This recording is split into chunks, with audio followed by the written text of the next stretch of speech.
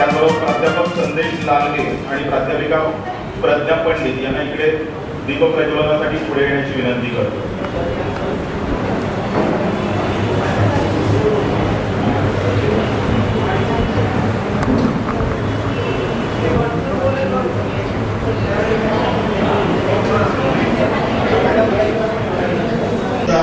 आपण सरस्वती पूजनाची करतोय आणि सर्व मान्यवरांना विनंती करेन की त्यांनी सरस्वती पूजन दीप प्रज्वलन आणि सरस्वती पूजन करा.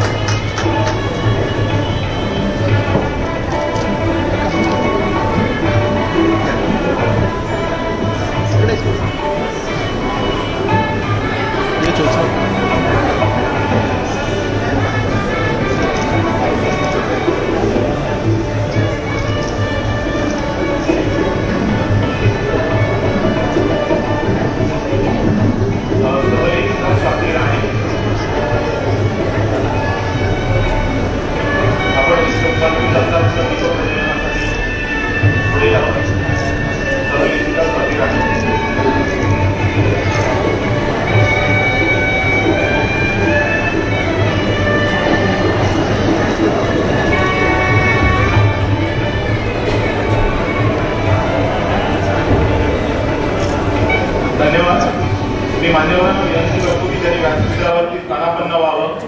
97व्या अखिल भारतीय मराठी संमेलनाचे नियोजित अध्यक्ष डॉक्टर रवींद्र चोपडे सर यांना विनंती करतो की त्यांनी व्यासपीठावरती यावं. लेखिका प्रज्ञा पंडित यांनाही मी विनंती करतो की त्यांनी व्यासपीठावरती यावं. लेखिका माधुरी वैद्य यांनाही मी विनंती करतो की त्यांनी व्यासपीठावरती यावं. श्री लक्ष्मण पाटील सर, त्याचबरोबर प्राध्यापक संदेश लाळगे सर आणि सतीश खोट सर यांनाही मी विनंती करतो की त्यांनी व्यासपीठावरती यावं. आपल्या समोरच इथे डॉक्टर उषाराव याही आहेत, पण त्या समोर आहेत, पण मी त्यांचं इथे स्वागत आधीच करतोय कारण की वयोमानामुळे त्या इथे वर व्यासपीठावर येऊ शकणार नाही. पण मॅडम आपलंही इथं शाब्दिक स्वागत. आपण आलात तर बरं होईल. डॉक्टर उषाराव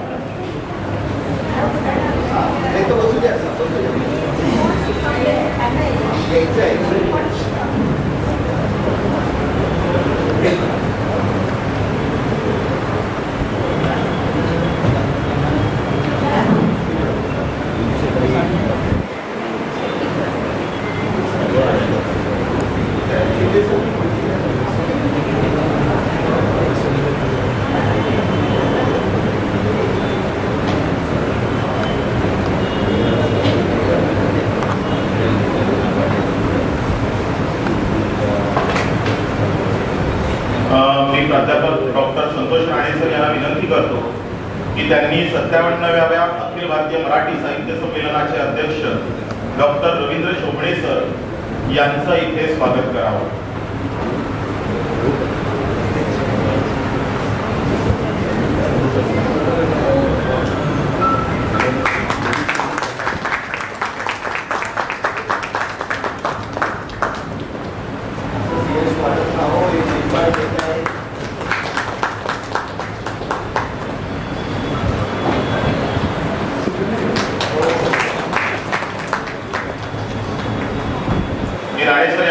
करतो की त्यांनी प्राध्यापिका प्रज्ञा पंडित यांचंही पुष्पगुच्छ देऊन इथे स्वागत करावं.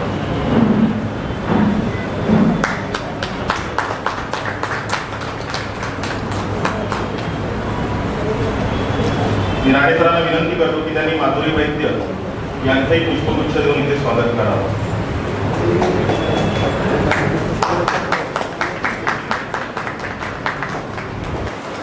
मी राणे सरांना विनंती करतो की त्यांनी लक्ष्मण पाटील सर यांचंही पुष्पगुच्छ देऊन इथे स्वागत करावं.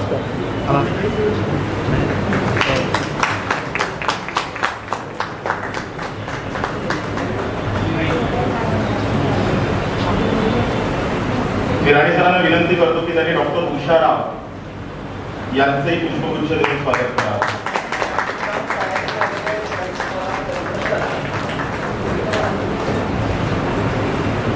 मी राणे सरांना विनंती करतो की त्यांनी प्राध्यापक संदेश लाळगे सर यांचंही पुष्पगुच्छ देऊन इथे स्वागत करावं.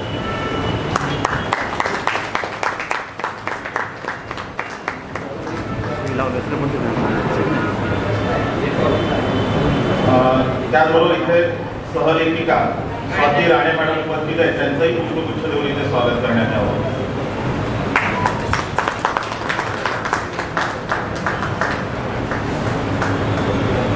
राणे सरांना विनंती करतो की त्यांनी सतीश खोत सर यांचंही पुष्पगुच्छ देऊन इथे स्वागत करावं.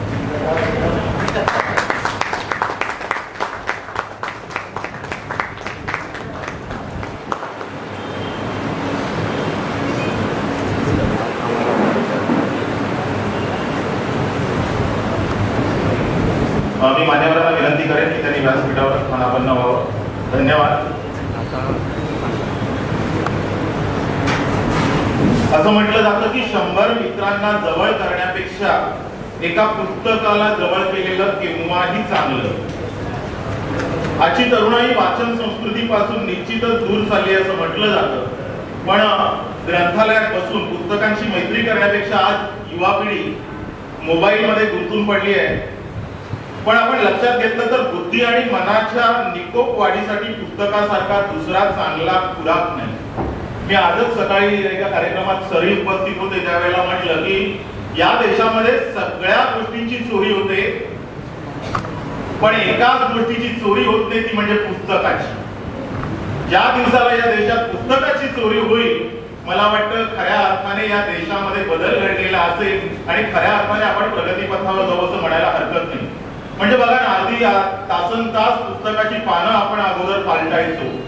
म्हणजे अगदी मलाही माझं बालपण आठवतंय की त्या पुस्तकाचा जो गंध, त्याच्यातली चित्र, ती बघण्यात पण एक वेगळी मजा होती. एखादा विषय डोक्यात शिरला की मग शब्द गुंफत सारी रात्र गुजरायची आणि पहाटेचं तांबडं कधी फुटायचं याची जाण सुद्धा नसायची. पेन्सिल, खोडरबर कानावर अडकून परिच्छेदावर वर्तुळ रेषा मारण्यात दिवसातला काही वेळ खात्रीशीर दंग असायचा. मला वाटतं इथे बसलेल्या प्रत्येकाने तो अनुभव घेतलेला असणारच. शब्दाला असलेला भंपकपणा कधीही भावला नाही. साधं सरळ मांडलेलं कायम मेंदूत घर करत राहायचं.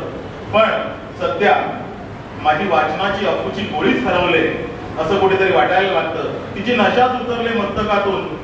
रोज सकाळी 7 ते संध्याकाळी 6 बॅग खांद्यावरून काढली की आता पुस्तकांच्या त्या सेल्फला हात लावायलाही धडावत नाही अशी कुठेतरी वेळ, किंवा पुस्तकं ठेवलेल्या स्टँड मध्ये स्पर्श करावाचं वाटत नाही अशी कुठेतरी वेळ आलेली असताना आज इथे मात्र 14 पुस्तकांचं प्रकाशन होत आहे.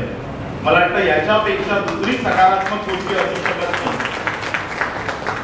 आणि खरंच कुठेतरी असं वाटायला लागलेलं की वाचन संस्कृती मरते की काय, वाचन संस्कृती संपते की काय, अशा पद्धतीचा सगळीकडे आग उडून उचललेला असताना, म्हणजे आपली गुलजार सुद्धा म्हणतात तसंच की किताबें छापते हैं बंद अलमारी के शीशों में, बड़ी हसरत से तकती है, महीनों अब मुलाकात नहीं होती, जो शामें उनकी सोहबत में कटा करती थी, अब अक्सर गुजर जाती है कंप्यूटर के पर्दों पर, बड़ी बेचैन रहती है किताबें, उन्हें अब नींद में चलने की आदत हो गई है. पण मला वाटतं अशा पद्धतीने ज्या वेळेला पुस्तक प्रकाशनाचा सोहळा होतो, शारदा प्रकाशन ठाणे आणि त्याचबरोबर all India poetry association Mumbai यांच्या संयुक्त विद्यमाने आजचा हा कार्यक्रम 14 पुस्तकांचा प्रकाशन सोहळा, अर्थातच अनेक मान्यवर ज्येष्ठ कवी लेखक इथे उभे आहेत, इथे उपस्थित आहेत की ज्यांच्या पुस्तकाचं प्रकाशन सोहळा आपण करणार आहोत. पण मी तत्पूर्वी ही जी पुस्तकं किंवा हे जे साहित्य ज्यांनी निर्माण केलंय त्यांना इथे बोलवणार आहे.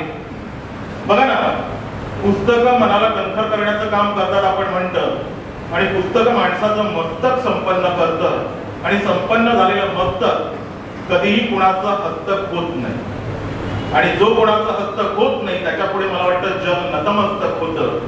असं लिखाण करणारी किंवा एवढं सामर्थ्य ज्या पुस्तकांमध्ये आहे आणि अशा पुस्तकांचं लेखन करणारी सगळी मान्यवर मंडळी आज व्यासपीठावरती आपल्या समोर आहेत. जीवनाच्या उत्तरार्धात डॉक्टर बाबासाहेब आंबेडकर यांची दृष्टी कमी झाली होती, त्यावेळेला अतिशय दुःख त्यांना झालं, आणि यावेळेला पंडित मदन मोहन मालवीय यांनी त्यांना सांगितलं की आपल्याकडचा जो ग्रंथ संग्रह आहे ती माझी विकत घेण्याची तयारी आहे. डॉक्टर आंबेडकरांनी त्यांची ही इच्छा धुडकावून लागली आणि ते म्हणाले, ग्रंथ संग्रह जाणं म्हणजे माझ्या पुढीतून प्राण जाणं अशा पद्धतीचंच आहे. एवढं पुस्तकाचं वाचनाचं वेड असलेली माणसं.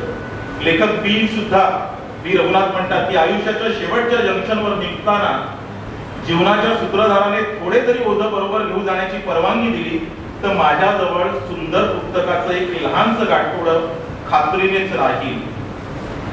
बघा, अशा पद्धतीची परंपरा मला वाटतं या देशाला आहे, या मातीला आहे, जिथे आपण असं म्हणतो की दुर्लभम भारतीय जन्म, ही ऋषींची संतांची परंपरा असलेली भूमी आहे. आणि या मातीचा सुगंध असलेलं लेखन करणारी कवी मंडळी किंवा साहित्यिक मला वाटतं आज इथे उपस्थित आहे. आजचा इथे तब्बल 14 पुस्तकांचा प्रकाशन सोहळा होत असतानाही कुणी म्हटलं तर की पुस्तकांची संस्कृती लोप पावते, तर मला वाटतं हे चित्र खूप सकारात्मक आणि वाचन संस्कृतीला बळ देणारी गोष्ट आहे. मी आजच्या या कार्यक्रमाचे प्रमुख पाहुणे 97व्या अखिल भारतीय मराठी साहित्य संमेलनाचे जे नियोजित अध्यक्ष आहेत डॉक्टर रवींद्र चोपडे सर यांना विनंती करेन की त्यांनी या पुस्तकाचं प्रकाशन करावं. त्याचबरोबर मी सौ अरुणा चोपडे मॅडम सरांबरोबर मॅडमही इथे उपस्थित आहेत, त्यांनाही विनंती करेन की त्यांनी व्यासपीठावरती या पुस्तकाच्या प्रकाशनासाठी उपस्थित राहावं.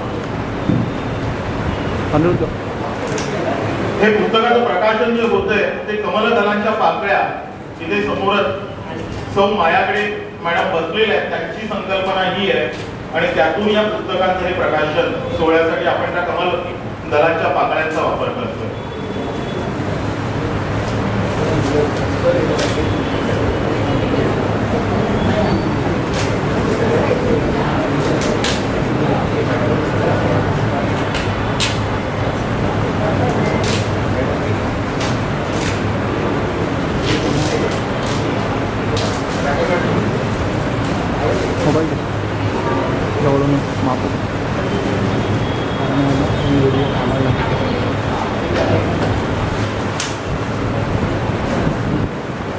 जोरदार आपण टाळ्यांच्या गजरात या प्रकाशनाचा स्वागत करणार आहोत.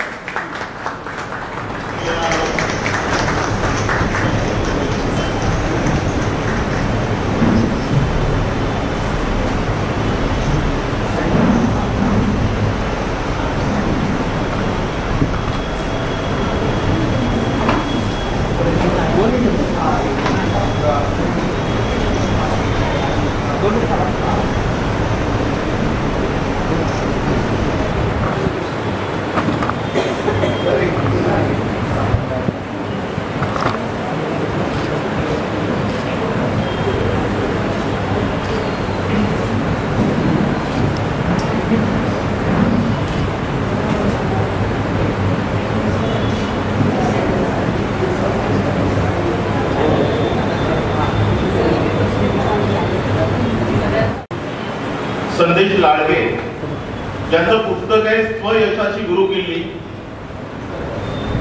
17 वर्षांचा युवकांसोबतचा कामाचा अनुभव त्यांना आहे. त्याचबरोबर करिअर समुपदेशक म्हणून 500हून अधिक विद्यार्थ्यांचं समुपदेशन त्यांनी केलेलं आहे. 500हून अधिक विद्यार्थ्यांना वेगवेगळ्या विषयांवर ते मार्गदर्शन करत आलेले आहेत. नाटक, मालिका, चित्रपट यामध्ये सुद्धा त्यांना 10 वर्ष नट म्हणून त्यांचा अनुभव आहे.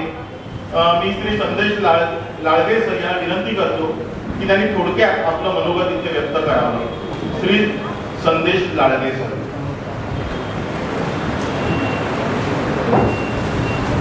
सर्वांना माझा नमस्कार आणि व्यासपीठावर उपस्थित सर्वांनाही माझा नमस्कार.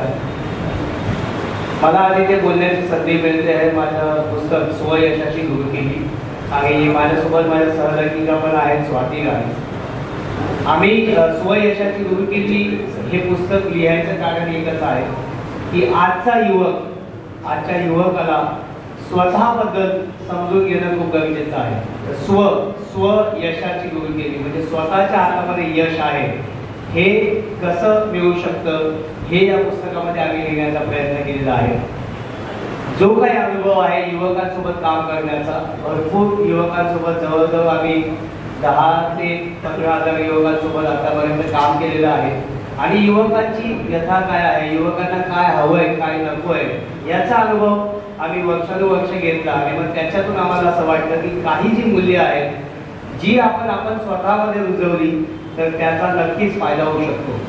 म्हणून मग त्या अनुषंगाने या पुस्तकाची वाटचाल कोविड दरम्यान आम्ही सुरू केली. भरपूर उदाहरणं त्याच्यामध्ये लिहिलेली आहेत. फक्त हे पुस्तक वाचून सोडू नये याच्यासाठी सुद्धा प्रत्येक लेखाच्या नंतर आम्ही त्याच्यामध्ये घरचा अभ्यास, कदाचित खूपच कमी पुस्तकांमध्ये असं वाचनामध्ये तुम्हाला सगळ्यांना दिसेल की घरचा अभ्यास सुद्धा आहे. म्हणजे एक लेख वाचून झाल्यानंतर तुम्ही काही गोष्टी करा तरच त्याचा फायदा होईल. ते वाचून सोडून उपयोग नाही. ते आपल्याला जीवनात आपला चांगलं तरच त्याचा उपयोग आहे. म्हणून तेही जाणून बुजून आम्ही ते त्याच्यामध्ये नमूद केलेलं आहे, जेणेकरून यश जर मिळवायचं असेल तर प्रत्येक पाठानंतर जे काही होमवर्क दिलेला आहे तो कम्प्लीट करायचा आहे आणि मगच पुढे जायचं. तर तसा आमचा प्रयत्न झालेला आहे आणि त्या प्रयत्नातून काही लोकांना आम्ही काही युवकांना पुस्तकं दिलेली आहेत आणि त्याच्यातून आम्हाला खूप चांगला प्रतिसाद त्यांना मिळाला आहे. नुकतंच एक यशस्वीरित्या एक उदाहरण मी तुम्हाला देईन की एक विद्यार्थी आहे, माझा विद्यार्थी आहे, त्याला कळलं की पुस्तक लिहिलेलं आहे, तर माझ्याकडे आला, पुस्तक घेतलं, त्याने वाचलं. त्याला माहित नव्हतं की तो जिथे काम करणार आहे तेच काम त्याला सोडायची वेळ येणार आहे. म्हणजे त्याला असं मनात येणार आहे की तिथे काम सोडायचं आहे. पण पुस्तक वाचल्याच्या नंतर त्याने ठरवलं की नाही, मी जिद्दीने चिकाटीने ती काम करणार आहे आणि तिथे मी पुढे जाऊन यश मिळवणार आहे. हे त्याने मला शेअर केलं. त्याचे एक असे बरेचसे काही उदाहरणं हळूहळू समोर येत आहेत आणि मी यासाठी खरोखर राणे सरांचं मी आभार मानेन. ते राणे सरांनी खूप गायडन्स दिलेलं आहे. सगळं करत असताना त्यांच्या सहकार्याशिवाय कदाचित इतक्या यशस्वीरित्या सगळं काही करू शकलो नसतो, पण त्यांनी खूप चांगलं मार्गदर्शन केलेलं आहे.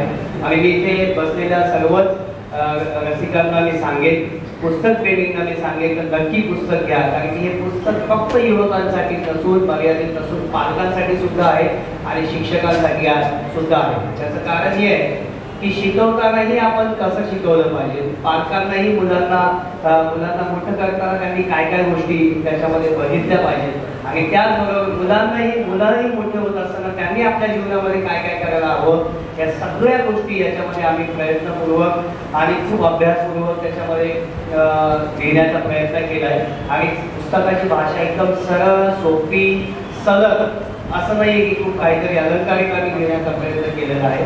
एकदम सोपी, खूप म्हणजे एकदम ज्यांना मराठी खूप कमी समजतं अशा लोकांनाही पण होऊ शकेल. त्याचं कारण हेच आहे की जर पुस्तक कळलं, वाचल्यानंतर ते आपण जीवनात आणू शकतो आणि मगच यश मिळेल. म्हणून जीवन हे आपलं यश हे आपल्या हातात आहे. म्हणून स्वयशाची ओळख केली हे पुस्तक नक्की वाचा.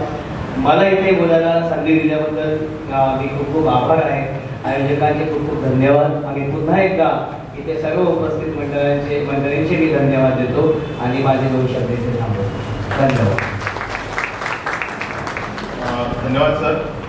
आज जी 15 पुस्तकांचं प्रकाशन आपण केलं आहे ती पाठीमागे विक्रीसाठी इथे उपलब्ध आहे आणि सवलतीच्या दरात आहेत. नक्कीच आपण ती घ्यावी.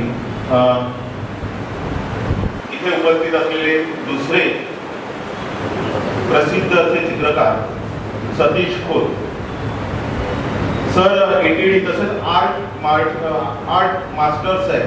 JJ स्कूल ऑफ आर्ट्स मधून त्यांनी शिक्षण पूर्ण केलं आहे. वर्षा प्रकाशन असेल, कृष्णा आर्ट प्रिंटरी असेल किंवा इन्हाम जाहिरात कंपनी असेल किंवा विविध जाहिरात कंपन्यांमध्ये मुक्त चित्रकार म्हणून आपण कार्य करताय. अनेक पुस्तकांची मुखपृष्ठ असतील, ग्रीटिंग कार्ड्स असतील, दिवाळी अंक असतील, कथाचित्र असतील, सार्वजनिक गणेश उत्सव मंडळाची आरास असेल, याच्यामध्येही आपला सहभाग नेहमीच राहिला आहे. अनेक पुरस्कारांनी पण आपल्याला सन्मानित करण्यात आलेले आहे. JJ स्कूल ऑफ आर्टचा मेरिट प्राइज असेल किंवा ठाणे महानगरपालिकेचा गुणीजन पुरस्कार असेल, त्याचबरोबर अखिल भारतीय मराठी साहित्य संमेलन जे ठाणे येथे झालं होतं तिथे राज्यस्तरीय बोधचिन्ह पुरस्कार सुद्धा आपल्याला प्राप्त झाला आहे. एवढंच नव्हे तर अखिल भारतीय मराठी नाट्य संमेलन 2016 तिथे सुद्धा उत्कृष्ट बोधचिन्ह पुरस्कार आपल्याला प्राप्त झालेला आहे. त्याचबरोबर राज्यस्तरीय भित्तिचित्र स्पर्धेमध्ये प्रथम क्रमांक 2019 मध्ये आपल्याला प्राप्त झाला आहे. महाराष्ट्र राज्य शिक्षक सेवा कोकण यांचा उत्कृष्ट शिक्षक पुरस्कार पण 2019 साली आपल्याला प्राप्त झालेला आहे. मी सतीश खोत सर यांना विनंती करेन की त्यांनी आपलं मनोगत व्यक्त करावं. तत्पूर्वी सतीश खोत सर यांनी 97व्या या अखिल भारतीय मराठी साहित्य संमेलनाचे अध्यक्ष डॉक्टर रवींद्र शोभणे सर यांचं एक अंकचित्र इथे बनवून आणलेलं आहे, तर तेही सरांना त्यांनी इथे द्यावं अशी मी त्यांना विनंती करेन.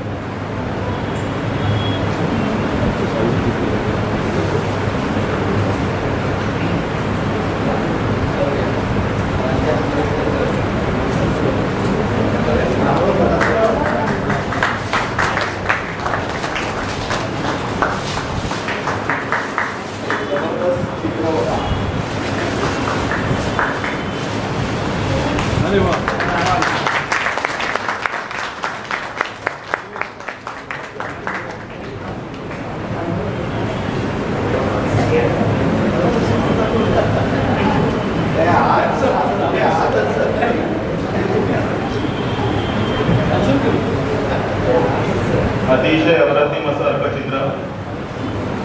मी सतीश खोत सर यांना विनंती करेन की त्यांनी आपलं मनोगत इथे व्यक्त करावं.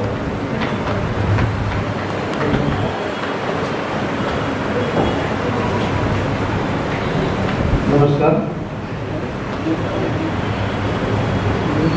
आजच्या या भव्य दिव्य पराक्रम सोहळ्यास प्रमुख अध्यक्ष म्हणून लाभलेले सर्वांचे लाडके सन्माननीय डॉक्टर रवींद्र शुक्ले साहेब, शारदा प्रकाशनचे सर्व ज्याची मी खूप आतुरतेने वाट बघतोय की गिनीज बुकमध्ये ते प्रकाशन येणार आहे आता लवकरच.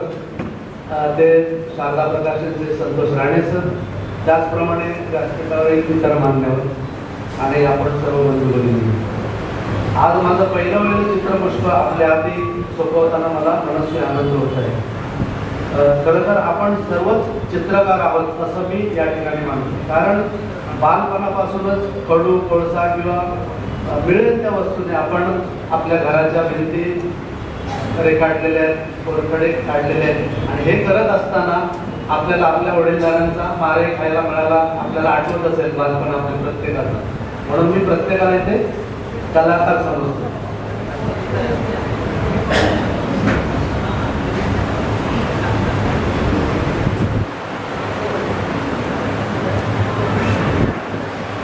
आज मी जे काही अर्कचित्र हे पुस्तक आपल्या समोर ठेवत आहे तो माझ्या बालपणीच्या गिरगिटण्याचा आविष्कारच आहे.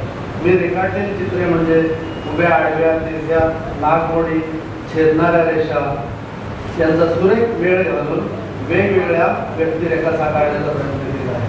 ही चित्र म्हणजे फक्त कॅनव्हासवर रेखा नाही तर त्यात आहे अनेक भावनांचा अर्थ. त्यातल्या प्रत्येक व्यक्ती रेखेची आपली अशी एक कहाणी आहे.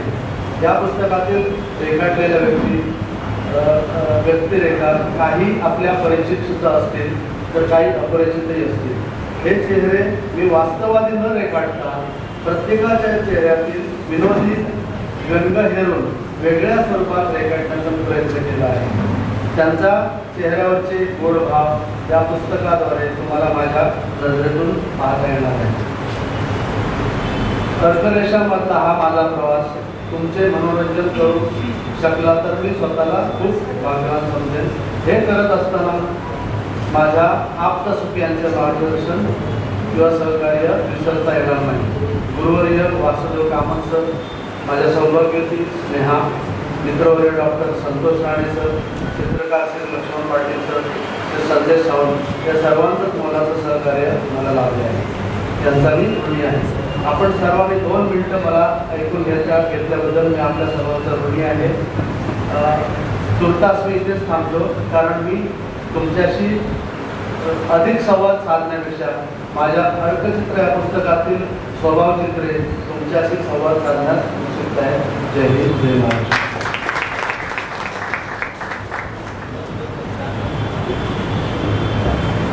धन्यवाद सर. नक्कीच की मला वाटतं चित्रकार शब्दांपेक्षा त्याच्या चित्रातून अधिक बोलतो आणि आपण जे इथे अर्कचित्र काढलंय त्यातनं आम्हाला त्याची प्रचिती नक्कीच आलेली आहे. अर्थातच इथे पुस्तकांचं जे प्रकाशन झालं त्यातलं तिसऱ्या लेखिका प्रज्ञा पंडित 12वा कथानक 150 वेज टू पॉझिटिव्ह थिंग्स किंवा कॉन्फिडंट पब्लिक स्पीकिंग किंवा 150 टिप्स टू ऑर्गॅनिझिंग अँड फिअर किंवा हाऊ टू विन इंटरव्ह्यूज अशी 6 पुस्तकं त्यांची आज इथे प्रकाशित झाली. जोशी पेडणेकर महाविद्यालयाच्या त्या प्राध्यापिका आहेत BMS विभागामध्ये तिथे त्या कार्यरत आहेत. त्याचबरोबर प्रज्ञा स्तोत्र अध्ययन वर्ग त्या चालवतात किंवा ऑल इंडिया पोएट्री असोसिएशन जे नवीन कवींना व्यासपीठ उपलब्ध झालंय त्या ग्रुपच्या सुद्धा त्या संचालिका आहेत. अर्थातच आज सुद्धा ऑल इंडिया पोएट्री असोसिएशन यातर्फे पण आपण काही पुरस्कार देणार आहोत. त्याचबरोबर अनेक साहित्यिकांच्या मुलाखती त्यांनी घेतलेल्या आहेत. कला शिबिरांचं आयोजन करण्यात आलेलं आहे. वर्तमानपत्रातही त्यांचं लेखन नेहमीच आपण सगळे वाचत असाल. सामाजिक उपक्रमांमध्ये पण सहभागी घेतलेले आहे. केवळ लिहिणं नाही, म्हणजे जी उक्ती आहे की बोले तैसा चाले किंवा महाजनो येणं गतस्य पंथा, त्या पद्धतीने की केवळ बोलणं नाही तर कृतीत पण आपल्याला ते दिसायला हवं की अनेक सामाजिक उपक्रमांमध्ये सुद्धा त्यांनी सहभाग घेतलेला आहे. गरजूंना अन्नदान असेल किंवा विनामूल्य पुस्तकांचं वाटप असेल किंवा विद्यार्थ्यांना मार्गदर्शन करणं असेल, अशा अनेक उपक्रमांमध्ये त्यांचा सहभाग आहे. मॅडमनाही ठाणे महानगरपालिकेचा ठाणे गुणीजन पुरस्कार मिळालेला आहे. त्याचबरोबर अखिल भारतीय मराठी साहित्य संमेलन नाशिक इथे सुद्धा त्यांनी सादरीकरण केलेलं आहे. साहित्य संगम प्रतिष्ठानचा साहित्य गौरव पुरस्कार 2021 त्यांना मिळालेला आहे. मी प्रज्ञा मॅडम यांना विनंती करेन की त्यांनी इथे आपलं मनोगत व्यक्त करावं. प्रज्ञा पंडित मॅडम.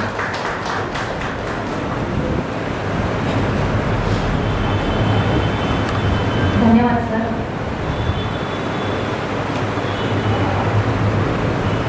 आजच्या कार्यक्रमाला लाभलेले अध्यक्ष माननीय प्राध्यापक डॉक्टर रवींद्र शोभणे सर, शारदा प्रकाशनचे सर्वेसर्वा माननीय डॉक्टर प्राध्यापक संतोष ठाणे सर आणि प्रकाशित झालेले माझे सर्व लेखक, लेखिका, स्नेही आणि इथे उपस्थित असलेले तुम्ही सर्वजण आणि माझी आई, सगळ्यांना नमस्कार करून तुमचे आभार मानते की तुम्ही वेळात वेळ काढून आजच्या या पुस्तक प्रकाशन सोहळ्याला हजर झाला. आज तुम्ही सगळ्या जाहिरातींमध्ये बघितलं असेल की आज 15 पुस्तकांचं प्रकाशन शारदा प्रकाशन तर्फे करण्यात येत आहे. ही खरोखर खूप मोठी गोष्ट आहे. आपल्याला जसं माडिक सर म्हणाले की अभिमानाची गोष्ट आहे. पण शारदा प्रकाशनने या आधीही 25 पुस्तकं प्रकाशन करण्याचा विक्रम गाठलेला आहे. तर मला वाटतं याबद्दल एकदा जोरदार टाळ्या झाल्या पाहिजे. त्यानंतरच्या 15 पुस्तकांना प्रोत्साहन देण्याचा त्यांचा प्रयत्न आम्हा सगळ्या लेखक लेखिकांना प्रेरणा देणाराच आहे.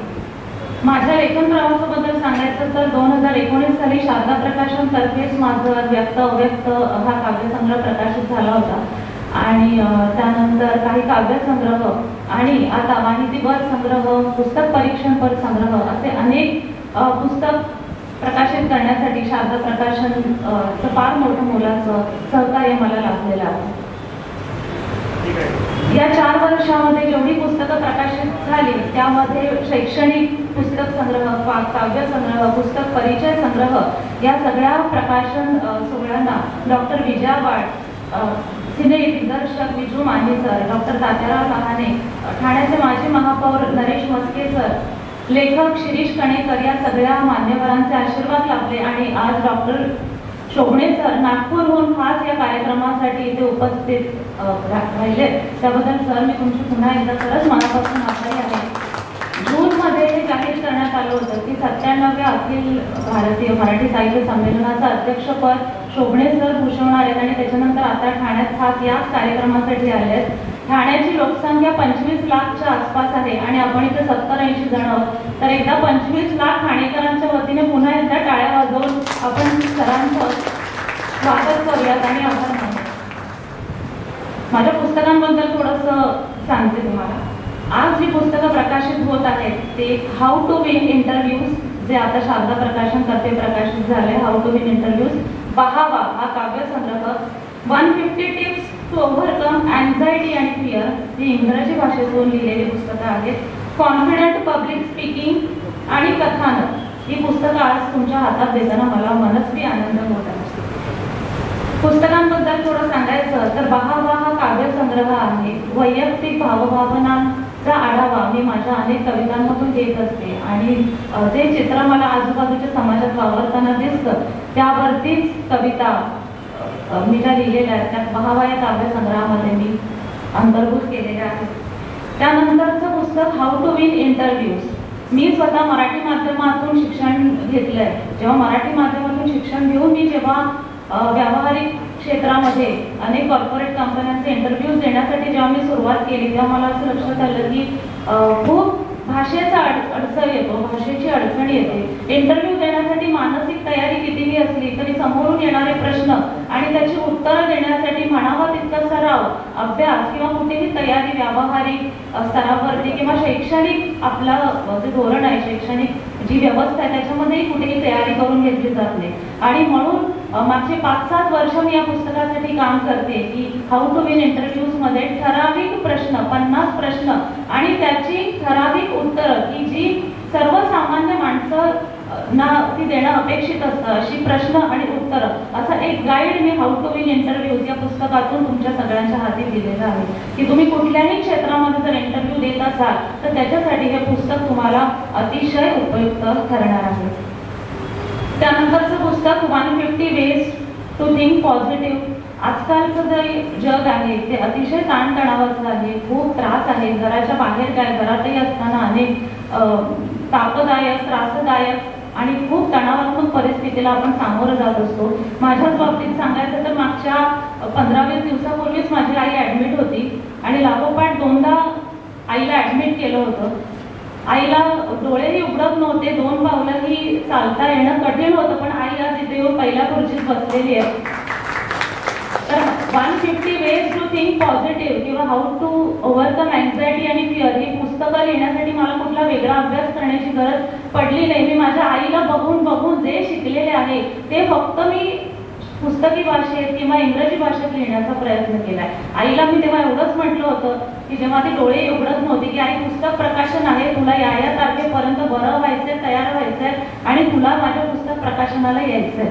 आणि आईकडे जी सकारात्मकता आहे, जी इच्छाशक्ती आहे, तीच इच्छाशक्ती कशी वाढवायची याचे 1, 2, 3 नाही तर तब्बल 150 उपाय, 150 मार्ग मी या पुस्तकामध्ये लिहिलेले आहेत. कारण मला असं वाटतं की कुठल्याही आयुष्यातल्या पेच प्रसंगांना, तणावांना तुम्ही सामोरं जाऊ शकता. फक्त एकच औषध असतं मनाचं की जे प्रत्येकाकडे असणं आवश्यक आहे, ते म्हणजे पॉझिटिव्ह थिंकिंग, सकारात्मकता. पॉझिटिव्ह थिंकिंग असेल तर तुम्ही जगातल्या आयुष्यातल्या कुठल्याही प्रसंगातून तुम्ही सहज निभावून बाहेर पडू शकता. त्यानंतरचं दुसरं पुस्तक 150 वेज टू ओव्हरकम अँझायटी आणि फिअर. आपल्या सगळ्यांच्याच मनात कुठली ना कुठली भीती असते. आपण बरेचदा असं म्हणतो की मी कोणाला घाबरत नाही किंवा मला कोणाची गरज नाही, पण असं असताना पण प्रत्येकाच्या मनात कुठली ना कुठली छोटी मोठी लहान सहान भीती असते.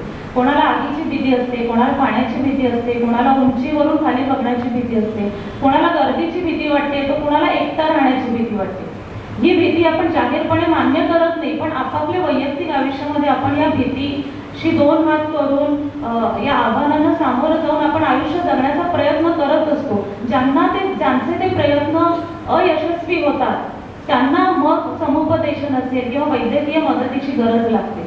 तर त्या लेवलपर्यंत जाऊ नये याच्यासाठी तुमच्या माझ्या सगळ्यांच्याच मनात असलेली ही भीती कशी दूर करायची याचेही 150 मार्ग या पुस्तकामध्ये मी लिहून दिलेले आहेत की जे अगदी साध्या सोप्या शब्दात दिले आहेत. बघा, माझ्या पुस्तकांचा जो आतापर्यंतचा वाचक वर्ग आहे, मी कॉलेजमध्ये शिकवते, त्यामुळे दिवसभरात 200 ते 250 विद्यार्थ्यांना मी भेटत असते वेगवेगळ्या डिव्हिजनच्या, जी 19-20 वर्षांची मुलं आहेत की मला माहिती आहे की ज्यांचा वाचण्याचा स्टॅमिना, एनर्जी फार कमी आहे. मी अगदी खूप थिओरिटिकल पुस्तकं त्यांच्या हातात ठेवली तर ते दुसऱ्या मिनिटाला बाजूला ठेवतील आणि तिसऱ्या मिनिटाला मोबाईल हातात घेतील.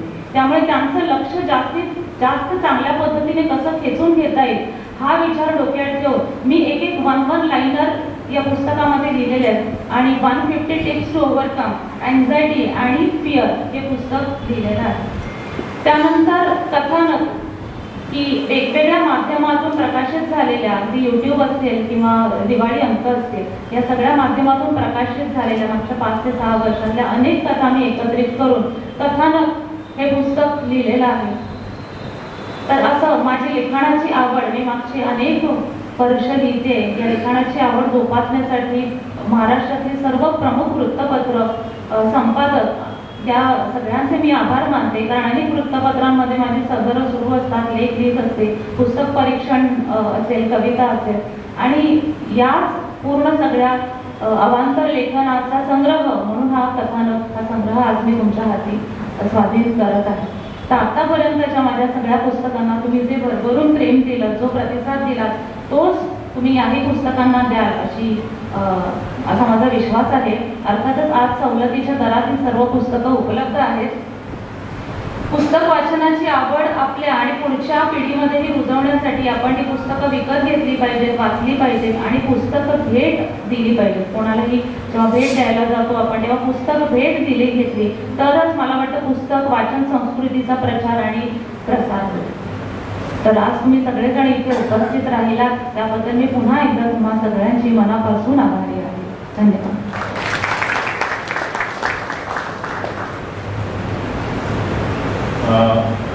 धन्यवाद मॅडम. आपण म्हटलात की 25 लाखांपैकी इथे 70-80 जणच उपस्थित आहेत आणि त्याचबरोबर आपण सकारात्मक बाबी आपल्या आईच्या संदर्भात आणि इतर गोष्टी पण बोलत. मला वाटतं आम्ही पण या 70-80 जणांकडे पण त्याच सकारात्मक दृष्टिकोनातून पाहतोय. जर संख्येचा विचार केला असता तर मला वाटतं शिवाजींचं स्वराज्य उभं राहिलं नसतं आणि संख्येचा विचार आला असता तर मला वाटतं पांडवही जिंकले नसते. त्यामुळे संख्या मला वाटतं तिथे गौण ठरते कारण की आम्ही सकारात्मक विचार ह्या दृष्टिकोनातून करतो की असं म्हटलं जातं की संपूर्ण समुद्रच खारा आहे, त्याच्यामध्ये एक दोन साखरेची टाकली तर संपूर्ण समुद्र थोडा गोडा होणार आहे. हरकत नाही, ती एक गोड साखर त्या समुद्रात टाकायला जाऊ नको, पण तुझ्या आयुष्याच्या कपात एक चमचा साखर तर टाक, तुझं आयुष्य गोड होईल. मला वाटतं तो सकारात्मक विचार ती समोर बसलेल्या सगळ्यांकडे पाहून आम्ही करतोय. इथे उपस्थित असलेल्या ज्येष्ठ लेखिका माधुरी वैद्य यांची पुस्तकं आज इथे प्रकाशित झाली. माझी नर्मदा परिक्रमा यात्रा या पुस्तकाला चांगला प्रतिसाद मिळाला आहे. त्याचबरोबर मनमीत असेल, गायनाच्या बांगड्या असतील, गीताचं लग्न असेल, गीताच्या लग्नाचं प्रस्तावना मला वाटतं मीच लिहिले आणि अप्रतिम आपण ते पुस्तक लिहिलंय. त्यामुळे ते परीक्षण मी केल्यामुळे मला नक्कीच ते चांगल्या पद्धतीने माहित आहे. किंवा त्याचबरोबर हादसा असेल आणि युरेका. शालेय जीवनापासूनच आपल्याला लेखनाची आवड आहे. 35 वर्षांपासून आपली पुस्तकं प्रकाशित होत आहेत. कविता असतील, कादंबरी असतील, लेखसंग्रह असतील, प्रवास वर्णन असतील. त्याचबरोबर आजपर्यंत 13 पुस्तकं आपली प्रकाशित झाली. साहित्य अकादमीच्या 21 भाषांमधील 8000 लेखकांच्या यादीत हुज हू मध्ये 2000 साली आपल्या नावाचा समावेश झाला. त्याचबरोबर आंतरराष्ट्रीय संदर्भ ग्रंथांमध्येही आपल्या नावाचा समावेश झाला. आकाशवाणी मुंबई असेल किंवा मुंबई दर्शन कार्यक्रम असेल, यामध्ये सुद्धा आपलं जे लेखन आहे ते प्रसारित झालेलं आहे. 37 वर्ष प्रदीर्घ सेवेत 2015 मध्ये आपण रिझर्व्ह बँकेतून अधिकारी म्हणून सेवानिवृत्त झाला आणि त्याचबरोबर आजही आपण आपला हा जो छंद आहे, आपली जी आवड आहे ती उत्तम पद्धतीने जोपासताय. मी माधुरी वैद्य मॅडम यांना विनंती करेन की त्यांनी आपलं मनोगत इथे व्यक्त करावं. माधुरी वैद्य मॅडम.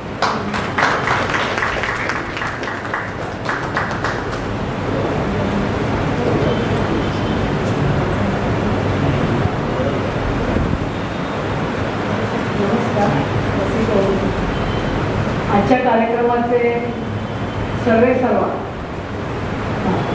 शारदा प्रकाशनचे प्राध्यापक डॉक्टर संतोष राणे, आजच्या आपल्या कार्यक्रमाला लाभलेले अध्यक्ष डॉक्टर ज्येष्ठ साहित्यिक आणि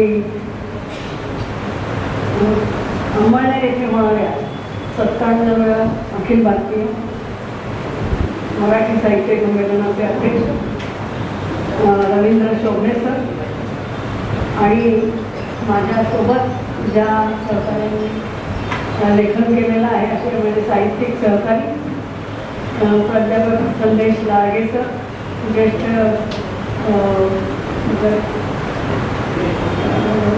सतीश खोत चित्रकार, मुख्याध्यापक लक्ष्मण पाटील अशा काही तज्ञ पंडित, ह्या सर्वांचं माझ्या पुस्तकांच्या बरोबरच त्यांच्याही पुस्तकांचं प्रकाशन आहे किंवा त्यांच्याबरोबर माझ्या पुस्तकांचं प्रकाशन आहे हे ऐकल्यावर मला खूप आनंद झाला. कारण गाड्यांबरोबर नळ्याची यात्राच असते की इतक्या सगळ्या मान्यवरांबरोबर माझी पुस्तकं प्रकाशित होत आहेत याचाही मला तिथंच आनंद झालेला आहे. आणि आज 15 पुस्तकांचे रहस्योद्घाटन करणारे, त्यामधील आवरण अलगद उलगडून दाखवणारे आपले मान्यवर वक्ते, सर्व श्रोते यांना माधुरी वैद्यचा नमस्कार. खरं तर योगायोगानेच माझ्या या 6 पुस्तकांच्या उद्घाटनाचा योग आला. तेही मान्यवर साहित्य संमेलनाध्यक्षांच्या हस्ते. हा एक अप्रतिम आणि अनपेक्षित योग म्हणावा लागेल. मी गेल्या 5 वर्षात माझ्या एकाही पुस्तकाचे प्रकाशन केले नव्हते. राणेसाहेब म्हणाले की आपण तिकडे प्रकाशन करूया, त्यावेळी मी म्हटलं मग चालेल म्हटलं. आणि आजचा हा सुवर्णयोग आला. माझ्याबरोबर 4 लेखकांच्या पुस्तकांचे प्रकाशन होणार हे ऐकल्यावर तर मला अतिशय आनंद झाला. आधी मी राजस्थानच्या सफारीवर गेले होते नुकतीच. त्यात माझा फोन बंद पडला आणि एक मोठीच आपत आली की मला कोणाला कॉन्टॅक्टच करता येईना, कोणालाही माझं पुस्तकाचं पाठवता येईना काही साहित्य वगैरे. त्यातच थोडेसे नंबर मिळाले. दुसरा हँडसेट घेतला, ह्यातनं त्यात घालून काहीतरी केलं, थोडेसे नंबर मिळाले.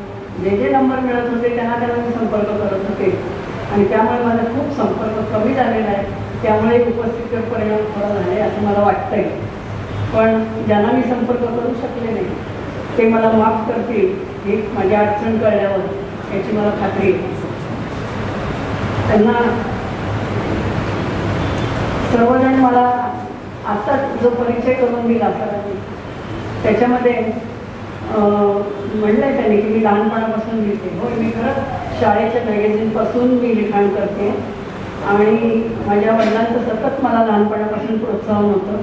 ते म्हणायचे तू लिही, आपण पुस्तक काढू, तू लिही, आपण पुस्तक काढू. आणि त्या जोरावर मी लिहित राहिले. पण पुस्तक प्रत्यक्षात कसं काढायचं हे काही मला कळत नव्हतं. पण नंतर बऱ्याच लोकांच्या मार्गदर्शनाने मला ती गोष्ट कळली आणि माझे वडील आणि सुरुवातीपासून प्रोत्साहन देत होते. पण पुस्तक काढण्याची प्रक्रिया किती लांब आणि कठीण असते हे मला समजलं आणि कशी प्रकाशकाच्या मर्जीवर अवलंबून असते हे पण मला कळलं. पण आमचे राणे सर जरा वेगळे आहेत. त्यांचे गेल्या 15 वर्षापासून माझ्या पुस्तकांचं प्रकाशन करत आहेत. मी इतरही प्रकाशकांचा अनुभव घेतलेला आहे. पण राणे सरांचं माझं आता जुळतंय असं वाटतंय. म्हणजे ह्याच्यापुढे तेच करतील असं वाटतंय मला. आणि जर माझ्या वडिलांनी प्रोत्साहन दिलं नसतं आणि माझ्या मिस्टरांनी तितकंच मला सहकार्य केलं नसतं, त्यांनी मला कधीही कुठल्याही गोष्टीत मागे खेचलं नाही.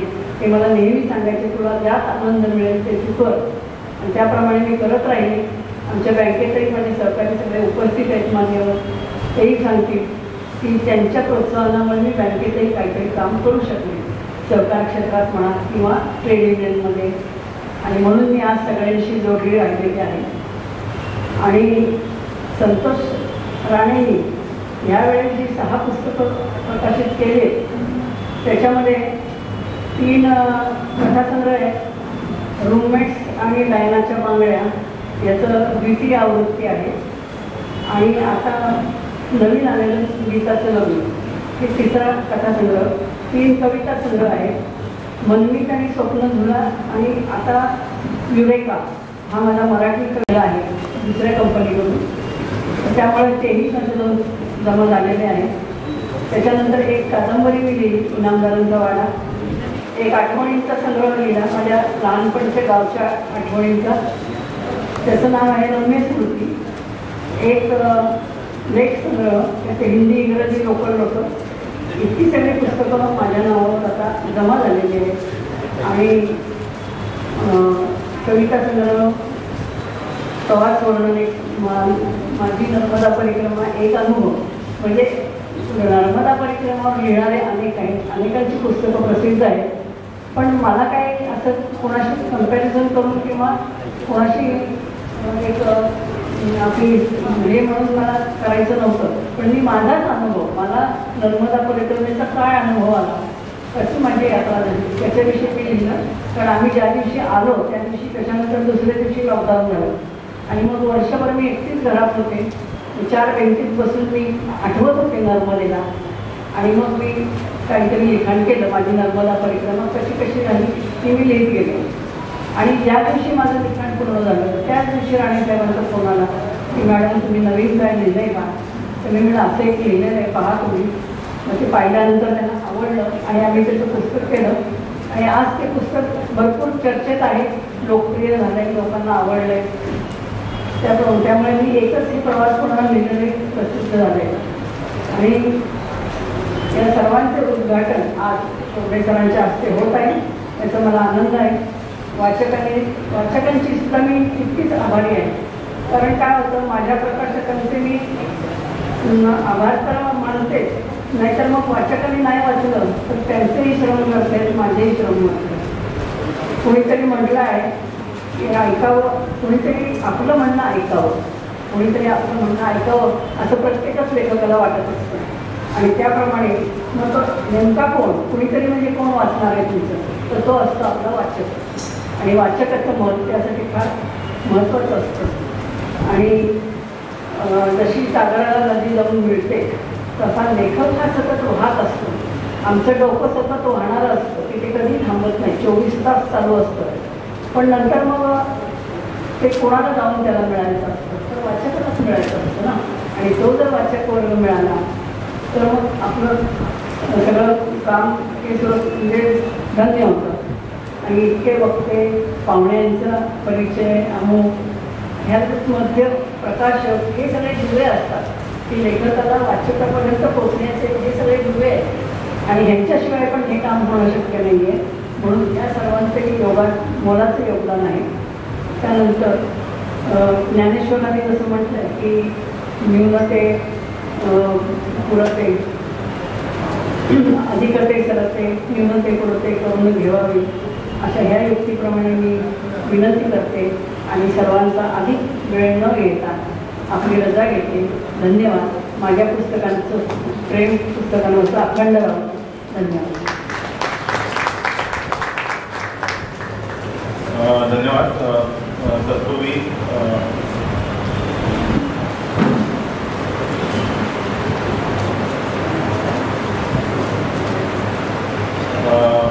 माधुरी वैद्य मॅडम यांना पुष्पगुच्छ देण्यासाठी इथे प्रभाकर मस्कर सर उपस्थित आहेत आणि त्याचबरोबर दिलीप जाधव सर इथे उपस्थित आहेत की ज्यांना मॅडमना पुष्पगुच्छ द्यायचे, त्यांना व्यासपीठावरती निमंत्रित करतो.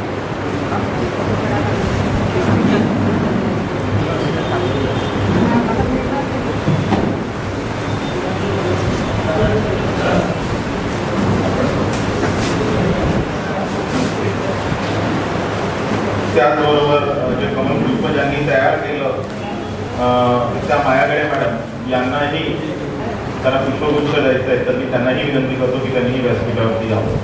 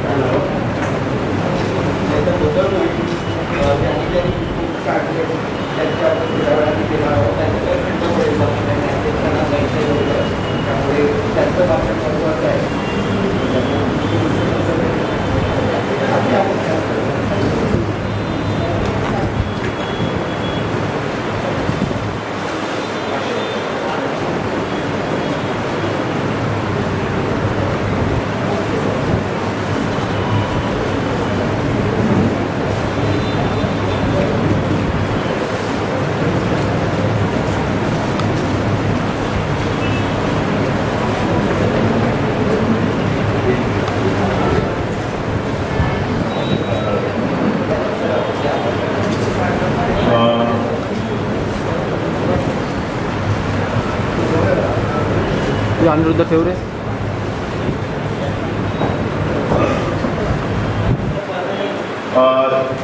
ज्येष्ठ लेखक लक्ष्मण पाटील सर, त्यांचं पुस्तक मी कुणबी बोलतोय, त्यांचंही इथे पुष्पगुच्छ देऊन स्वागत होत आहे. सर विजय हायस्कूल वाडा इथे मुख्याध्यापक म्हणून कार्यरत होते.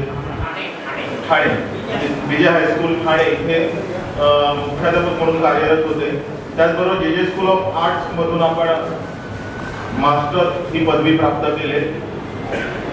बालचित्रकार, वारली चित्रकला किंवा कला समीक्षा याविषयी वृत्तपत्र अंकात आपलं लेखन आहे.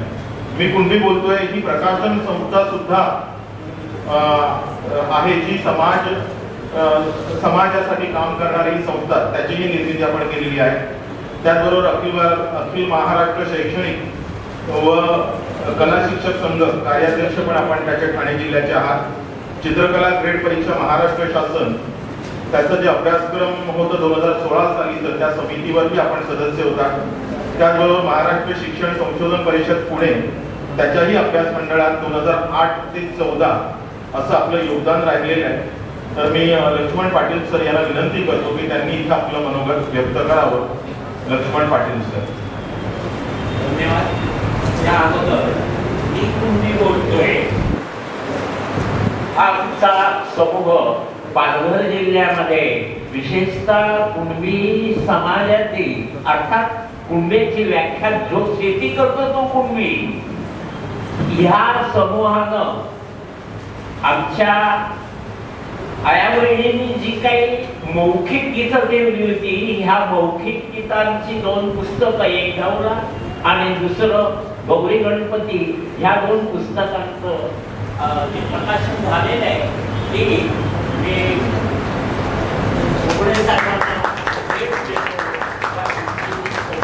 वतीनं हा त्यांचा त्यांनी स्वीकार करावा.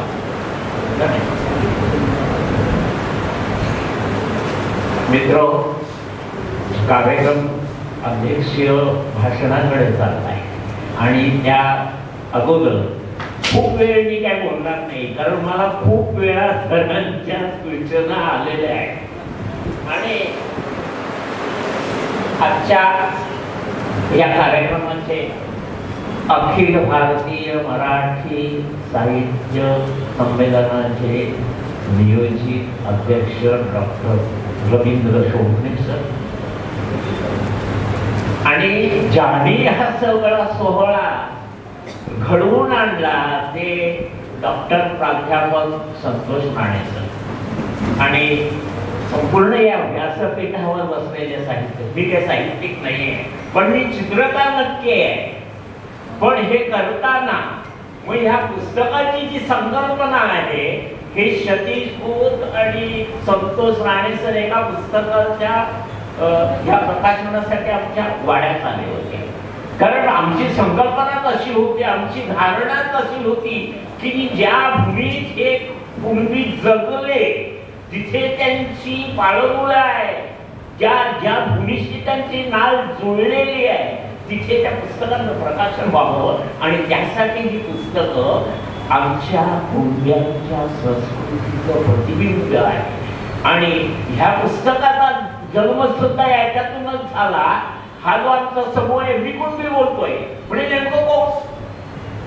आम्ही कुठल्याही राजकीय प्रवाहाचे प्रतिनिधी नाही, आम्ही कुठल्याही जातीय प्रवाहाचे आम्ही प्रतिनिधी नाही. पण त्या अगोदर मी तुम्हाला एकच सांगतो की संपूर्ण ठाणे जिल्हा ज्यावेळी एकत्र होता त्यावेळी 1955-56 मध्ये, मग खरं मी खूप बोलणार नाही, पायऱ्या लावणार नाही, पण 1-2 संदर्भ बोलल्याशिवाय मला बोलता येणार नाही. हो नक्की, त्या अगोदरच मी थांबेन. 55-56 मध्ये मुंबई राज्यामध्ये शेकापचे विरोधी पक्ष नेते लडकू नाना मोहिते वाड्याचे होते आणि मोरारजींना त्यांनी ठणकावून सांगितलंय की पेपर प्रोडक्ट किंवा खत कंपनी आमच्या वाड्यात आणा. त्याने वाडा हे आमचं कोलमचं वाडा पदरचं कोठार आणि गावठीदार होते. मोरारजींनी सांगितलं महाराष्ट्रात गावठीदार होत नाही.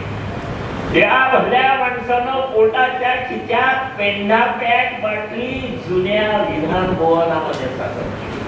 हे धाडस त्या कुणब्याचं आहे. मग ज्या माणसाने ही कुणब्यांची संस्कृती, खऱ्या अर्थानं संस्कार हे टिकवले आणि ते टिकण्यासाठी जेवढी धडपड केली त्यांचं स्मरण करणं मला गरजेचं होतं. त्याही अगोदर आणखी 2-3 गोष्टी मी बघतो की भाषिक सौंदर्य जर पाहिलं तर बोलीभाषेचं एखादं वर्तुळ पडावं तसं वाडा विक्रमगड ही शहापूरचा भाग, भिवंडीचा भाग, वसईची 13 गाव. हे एक भाषिक वर्तुळ आहे. त्या भाषिक वर्तुळामध्ये ही बोली भाषा आहे कुणबी. कारण कुणबी इथे जगले, त्यांनी कधी लिहिलं नाही, ते कधी बोलले नाही. माझा जन्म सुद्धा त्या कोडाळ्यांच्या भिंतीत झालाय. त्या 4 कोडाळ्यांच्या आत त्यांची संस्कृती उभी राहिली. त्यांचं जीवन तिथंच झालं. आमचे रडकुनाळा पण त्या कुडाळच्या घरात राहत होते. भाई पाटील भिवंडीचे राहत होते. असं सगळं असताना पण महाराष्ट्राची निर्मिती झाल्यानंतर तिकडे तलासरी डहाणू भागामध्ये गोगलाताई फुलवडेकरांची चळवळ सुरू झाली. त्याच्यानंतर त्याच्याही अगोदर डहाणूच्या त्या भागामध्ये पारशी लोकांनी बऱ्याचशा जमिनी विकत घेतल्या. कुंडियांचा कसा त्याची मान मुरगळली बघा. पुढे असं झालं की एवढं सगळं होताना श्रमजीवी संघटना आली. कुंड्यांची मुलं बाजूला. त्याच्यानंतर असं झालं की हिंदुत्ववाद्यांनी पण तिकडे शिरकाव केला. म्हणजे खऱ्या अर्थाने कुंड्यांचा हा प्रदेश आमचा या सांस्कृतिक वसाहतदार जे आहे, या सांस्कृतिक वसाहतदारांनी पोकळून टाकला आणि आमचा आज त्याची भाषा मी म्हणत नाही, ही बोली भाषेचा पुरस्कार करता मुळीच नाहीये. पण ज्या बोली भाषेमध्ये संस्कार आहे, ते संस्कार जर आमच्यात राहिलेत नाही तर माणसं म्हणून राहणार नाही. आणि म्हणून आम्ही बोली भाषेवर एवढं हे पुस्तक लिहिण्याचा अट्टाहास केला. याच्यामध्ये काही माझी चित्र पण मी टाकलेली आहे.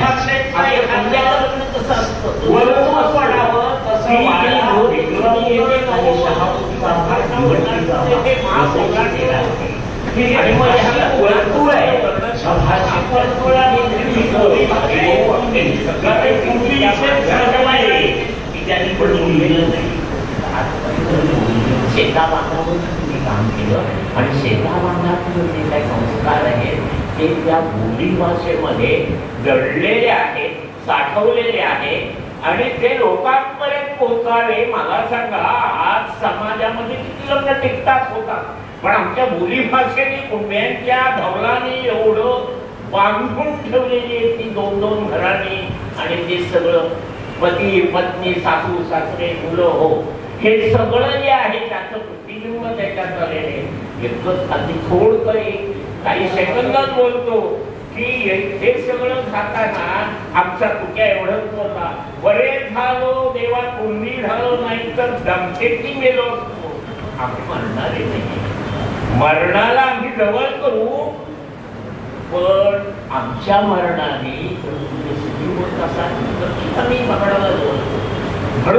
म्हणून मी बोलतो, म्हणून मी थांबतो. ह्या पुस्तकात जे काही आमचं सत्य समाजात प्रतिबिंब पडलंय ते तुम्ही स्वीकारा. एवढी मी आपणा सर्वांना विनंती करून मी थांबतो. जय हिंद, जय महाराष्ट्र. सर्व पुस्तकं विक्रीसाठी उपलब्ध आहे, घेऊ शकता. धन्यवाद sir. All India poetry association Mumbai यांच्यातर्फे काही पुरस्कारांचं वितरण आपण इथे करणार आहोत. त्यातला सगळ्यात प्रथम पुरस्कार मी पंडित सरांना विनंती करेन की त्यांनी व्यासपीठावरती यावं. त्यातला सगळ्यात पहिला पुरस्कार साहित्यभूषण पुरस्कार, ज्याच्या विजेत्या आहेत डॉक्टर उषा राव. मॅडमचं वय 89 आहे, पण तरुणांनाही लाजवेल अशा पद्धतीचा त्यांचा उत्साह आहे. त्यांची आतापर्यंत जवळपास 48 पुस्तकं प्रकाशित आहेत. केवळ भारतातच नाही तर परदेशामध्ये सुद्धा त्यांची अनेक विषयांवरती व्याख्यानं झालेली आहेत आणि त्यांच्या 48 पुस्तकांमधल्या अनेक पुस्तकांना पुरस्कारही प्राप्त झालेले आहेत. अशा बहुआयामी व्यक्तिमत्व असणाऱ्या डॉक्टर उषा राव त्यांना आपण all India poetry association Mumbai यांच्यातर्फे साहित्य भूषण पुरस्काराने सन्मानित करतोय. मी शोभे सरांना विनंती करतो की त्यांचा इथे सन्मान करण्यात यावा.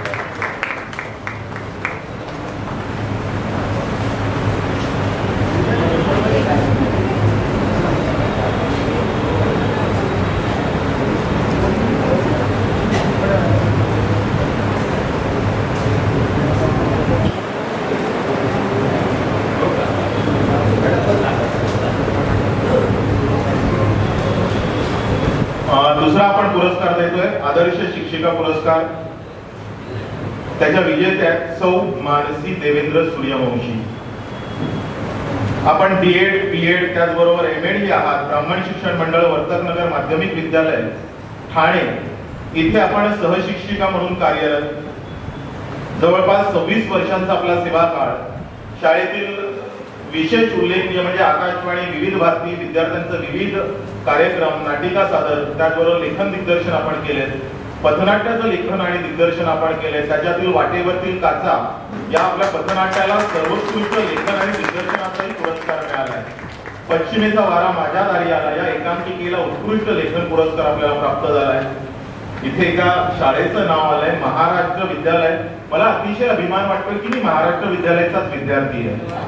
महाराष्ट्र विद्यालयात ग्रंथ कोपरा, ग्रंथ दिंडी, वाचू आनंदे या उपक्रमांचं आयोजन आपण केलंय. शाळेत विविध साहित्य आधारित कार्यक्रमांचं संहिता लेखन दिग्दर्शन आपण केलंय.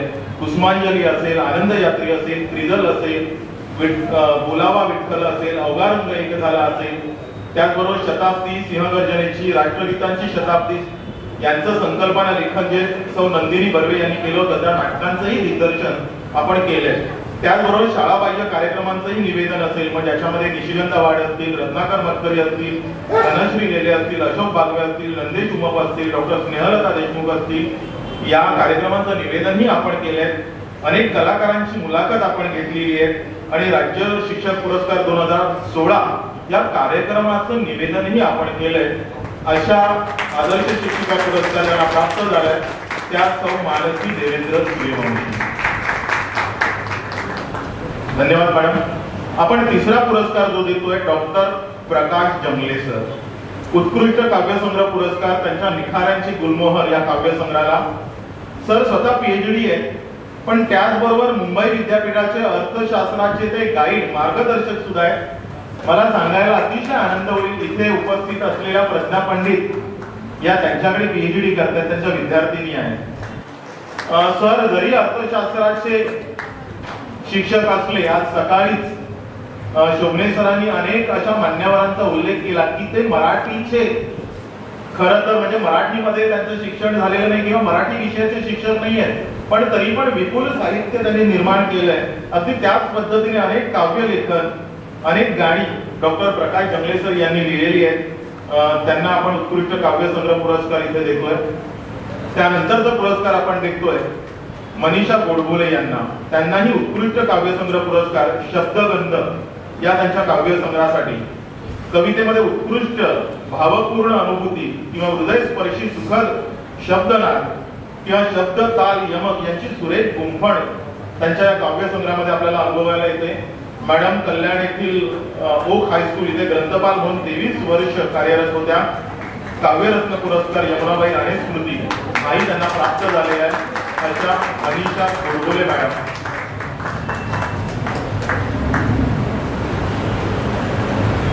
याचा जो पुढचा पुरस्कार आहे उत्कृष्ट काव्यसंग्रह पुरस्कार श्री नारायण निवृत्ती गाडेकर. सर आपल्याला सगळ्यांनाच आश्चर्य पण वाटेल, कारण सर ज्या क्षेत्रात काम करतात ते पोलीस खातं आहे. पोलीस खात्यातील व्यक्तीने काव्यसंग्रह लिहिणं आणि तोही अगदी भावोत्कट. खरंच आपण ज्या पद्धतीने पोलिसांकडे पाहतो म्हणजे अशा पद्धतीने लिहू शकतात, बरोबर. याचं मूर्तिमंत उदाहरण मला वाटतं नारायण गाडेकर सर आहे. शब्द सुगंध त्यांचा काव्यसंग्रह आहे आणि कवी अरुण म्हात्रे यांची त्याला प्रस्तावना लाभली आणि कवी अरुण म्हात्रे यांच्याच हस्ते त्या पुस्तकाचं प्रकाशन झालेलं होतं. त्यांच्याबद्दल कवी अरुण म्हात्रे म्हणतात की पोलीस खात्यातील हळवं व्यक्तिमत्व, माणसांबद्दल जिव्हाळा, नात्यांविषयी आपुलकी, वडीलधाऱ्यांचा आधार आणि ज्या मातीत आपण जन्मलो वाढलो त्याविषयी अपार कृतज्ञता, प्रेम, याचबरोबर साहित्यिक म्हणून सुद्धा स्वतःची शैली सरांनी जोपासलेली पाहायला आपल्याला मिळते. समाज, देश, खाकीवर्दी, मराठी भाषा किंवा शिवछत्रपती यांविषयीच्या उदात्त भावना त्यांच्या कवितेमधनं आपल्याला पाहायला मिळतात. मी पण त्यांचं मनपूर्वक अभिनंदन करतो.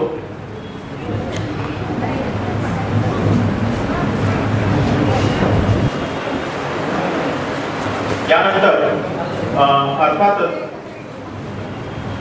मगाशीच वैद्य मॅडम असं म्हणाल्या की राणे सर आणि माझं आता चांगलं जुळतंय. याच्या पुढची सगळी पुस्तकं मला वाटतं त्यांच्याकडेच प्रकाशित होतील. सर पण माझे गेली 20 वर्ष मॅडम पुस्तकं आपण प्रकाशित करतो. त्यालाच मी पुढे दुजोरा देतो की सर माझे पण म्हणजे मी पण सरांबरोबर सहशिक्षक म्हणून काम करतो तेव्हा आमचंही चांगलं जुळतं. मी सरांना विनंती करतो की प्रकाशक म्हणून त्यांनी आपलं मनोगत इथे व्यक्त करावं. Doctor Santosh Rane sir.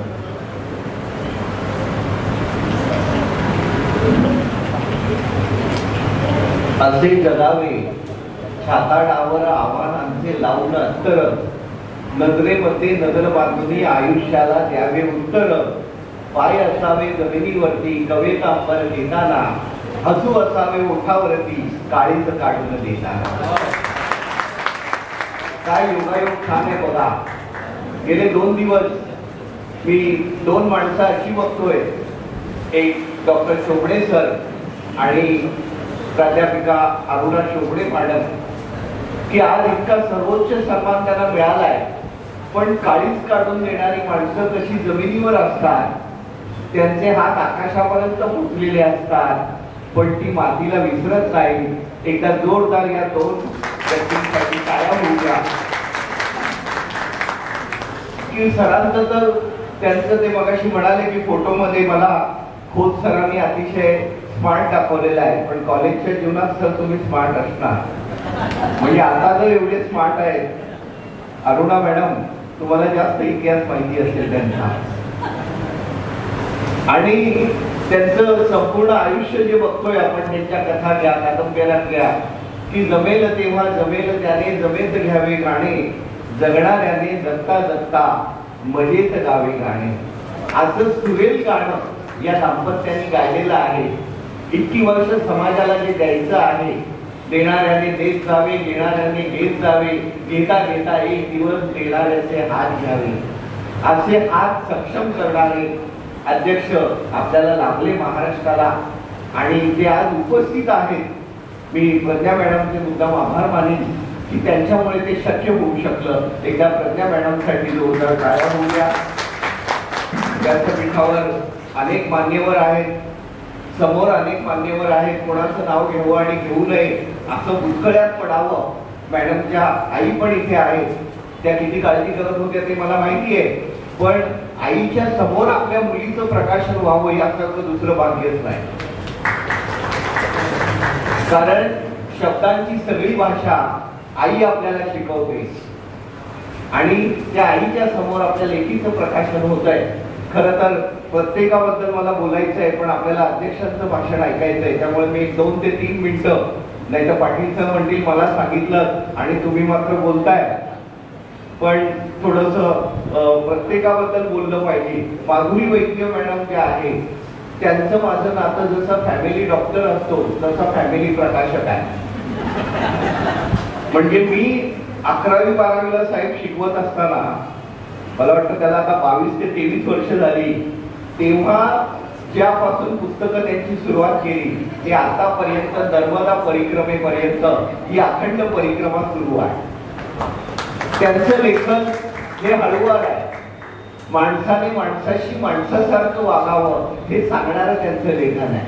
त्यांची कथा घ्या. आता मी त्यांच्या घरी जातो आणि इतकं मॅडमला मी आग्रहाने सांगतो की मॅडम मी जेवायला येणार नाही आहे, पण माणसं कशी असतात, ज्यांची हृदय झाडांची त्यांनाच फक्त फुलं येतात, तेच प्रकाश पिऊन घेतात, तेच ऋतू झेलून घेतात. ही सगळी माणसं आणि ही सगळी माणसं ऋतू झेलून घेतलेली माणसं आहेत.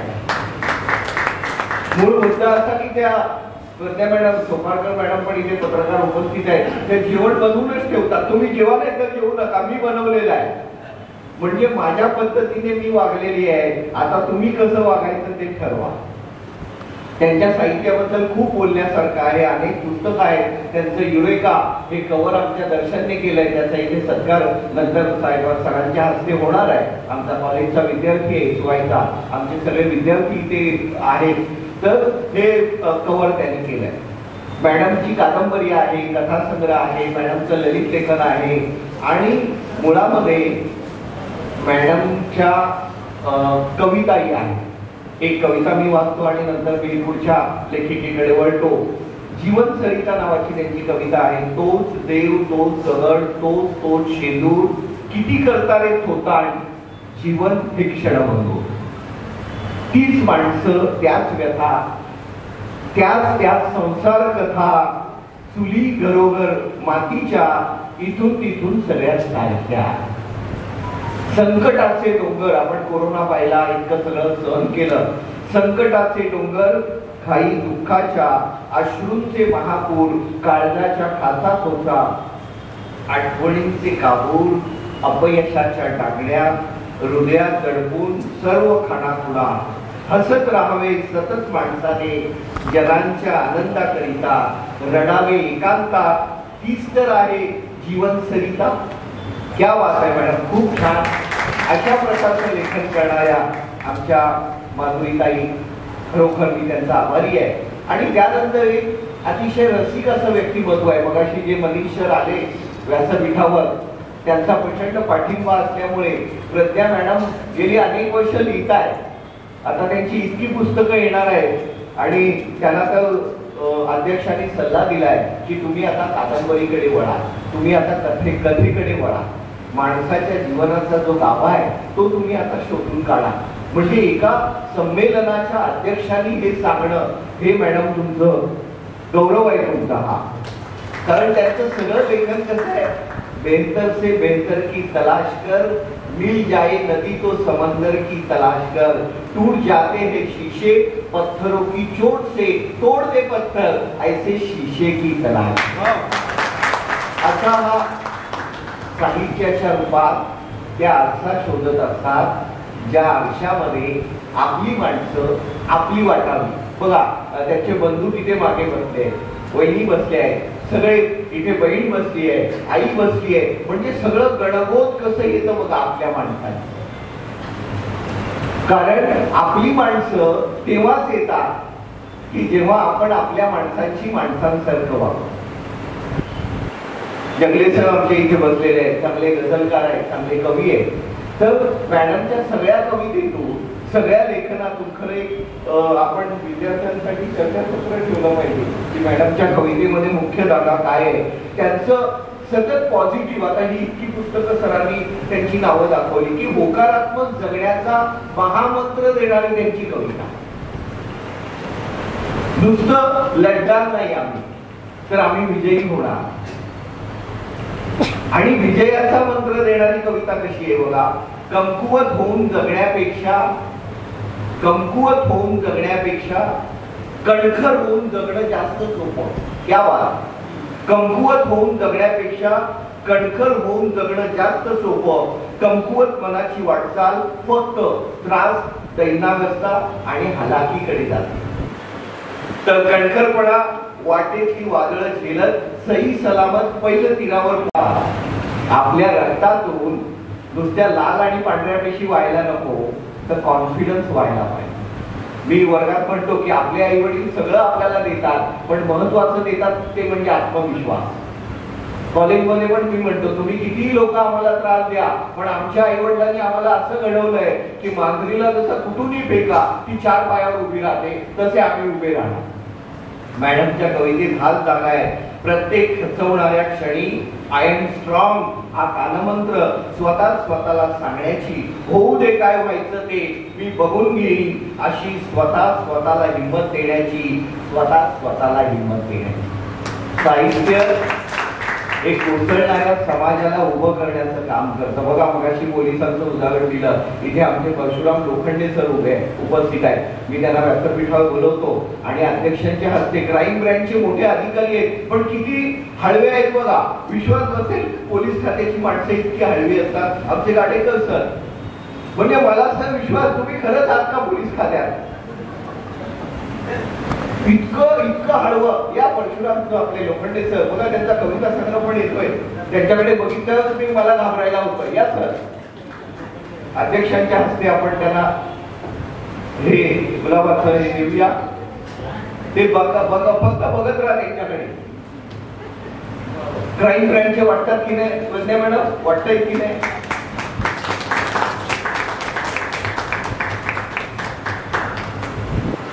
माधुरी मॅडम आपले 50% काव्यसंग्रह पोलीस खात्यातले आहे, त्यामुळे तुम्हाला काही भीती नाही. तुमचे पैसे जिथे जिथे अडकले मला लिस्ट द्या, फक्त त्यातले 50% मला द्या. बघा अध्यक्ष महाशय कसं आम्ही हे करतोय. तर धन्यवाद सर. अनेकांना इथे माणिक सर आहेतच, त्याच्यानंतर आमचे ज्येष्ठ चित्रकार आंतरराष्ट्रीय ख्यातीचे ज्यांचं अर्कचित्र म्हणजे बाळासाहेब ठाकरेंपासून अटल बिहारी वाजपेयी पर्यंत आणि आमच्या तुमच्या सगळ्या नेत्यांपासून राज ठाकरेंपासून ते सगळ्या अभिनेत्यांपर्यंत त्यांनी अर्कचित्र काढले. मुद्दाम पुस्तक विकत घ्या, त्याची किंमत 300 रुपये आहे ना सर, त्याच्यावर काय सवलत आहे का? हा, तर 300 रुपये द्या, त्यातले 50 रुपये मी ठेवीन, 250 त्यांना देईल. पण मुद्दाम विकत घ्या, ते पुस्तक बघण्यासारखं आहे. वंद्या मॅडम तुम्हाला भेट देईल, कारण तुम्ही पत्रकार असल्यामुळे माझं नाव नाही तर कट करायच्या. तर त्यांचं पण चित्र आहे. मॅडम एकदा चेहरा दाखवा, तुमचं चित्र कसं काढलं असेल लोकांना कळू द्या. या प्रत्या सुपारकर आमच्या तरुण भारतच्या प्रतिनिधी आहेत. त्याच्यानंतर लक्ष्मण पाटील सर, ज्यांच्या मागे मी पाहण्यासारखा असा उभा होतो की सर आणि वेळेचं भान पाळलं तुम्ही सर, त्यासाठी एकदा सरांसाठी जोरदार टाळ्या होऊ द्या. त्याच्यानंतर आमच्या सहलेखिका स्वाती राणे मॅडम आहेत, इतक्या लांबून आल्या, त्यांचंही मी स्वागत करतो. आमचे लाडके सर एक अतिशय तरुण आणि तडफदार प्राध्यापक आहे, पण व्यक्तिमत्वाची गुरुकिल्ली की कसं विद्यार्थ्यांनी स्वतःला प्रूव्ह केलं पाहिजे, कसं पुढे गेलं पाहिजे, ते त्यांच्या पुस्तकामध्ये आहे. माधुरी मॅडम बद्दल बोललो, वंद्या मॅडम बद्दल बोललो, सगळ्यांबद्दल बोललो. आणि राव मॅडम तर माझ्या गुरु आहेत, बीएड कॉलेजला प्रिन्सिपल होत्या, त्यांच्याबद्दल सरांनी सगळं सांगितलेलं आहे. आपल्याला अध्यक्षांचं भाषण आणि त्याच्या आधी राव मॅडमचे 1-2-3 मिनिटं त्या तुमच्याशी बोलणार आहेत. धन्यवाद. अनेक इथे आमचे अप्पा महाशब्द आहेत, ज्यांचं 9 तारखेला प्रकाशन आहे, ते विष्णू यादव सर इथे उपस्थित आहेत. अनेक माणसं आहेत, सगळ्यांची नावं मी घेत नाही, क्षमा करा. पण तुम्ही सगळे आमची माणसं आहात हे लक्षात ठेवा. या कार्यक्रमाला तुम्ही आलात त्याबद्दल पुन्हा एकदा मी आभार मानतो. धन्यवाद.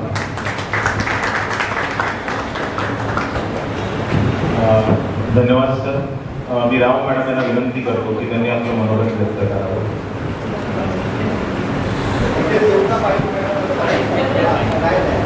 बघा कॉन्फिडन्स कसं हे असतं.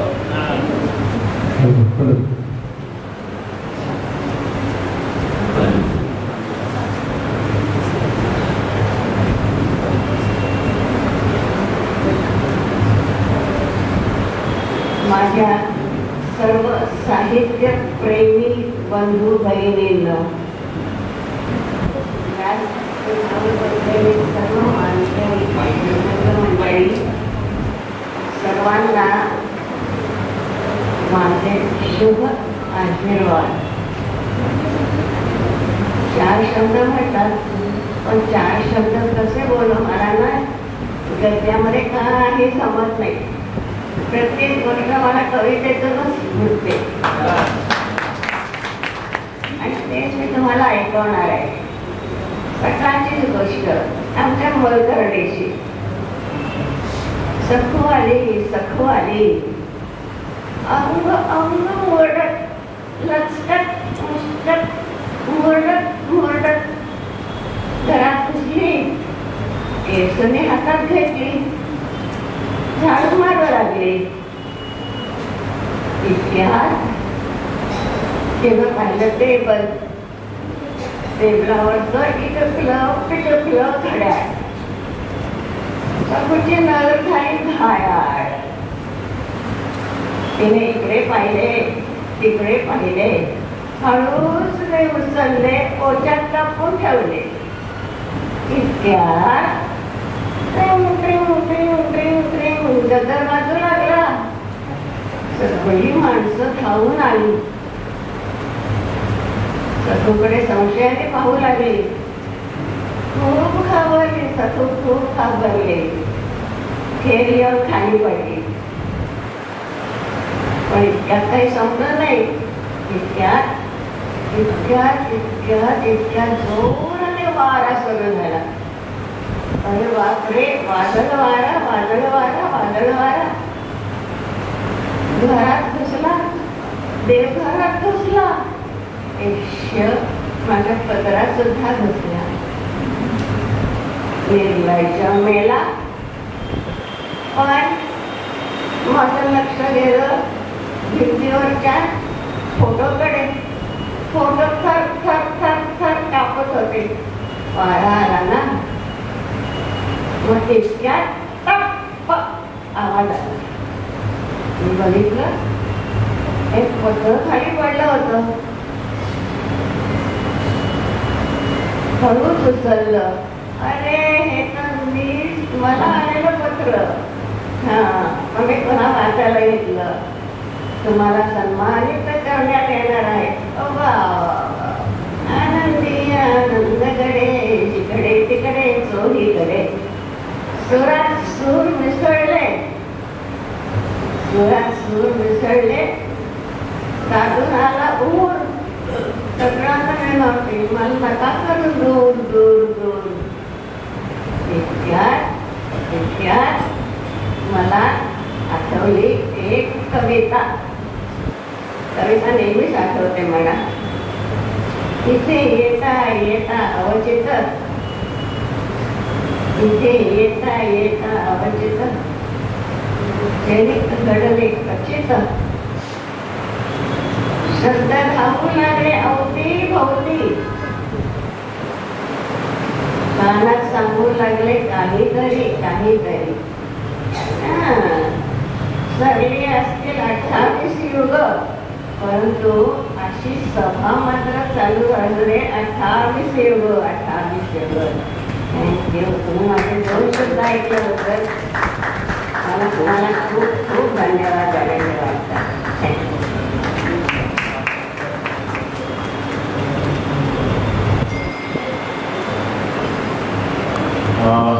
मला वाटतं मॅडमसाठी जोरदार एकदा टाळ्या करायच्या. Madam Chembur education BEd college जे आहे तिथे प्राचार्य म्हणून होत्या. 48 पुस्तकं आणि आजही 89व्या आम्हालाही समोर कागद ठेवावा लागतोय, पण त्यांना मात्र ते ठेवावं लागत नाहीये.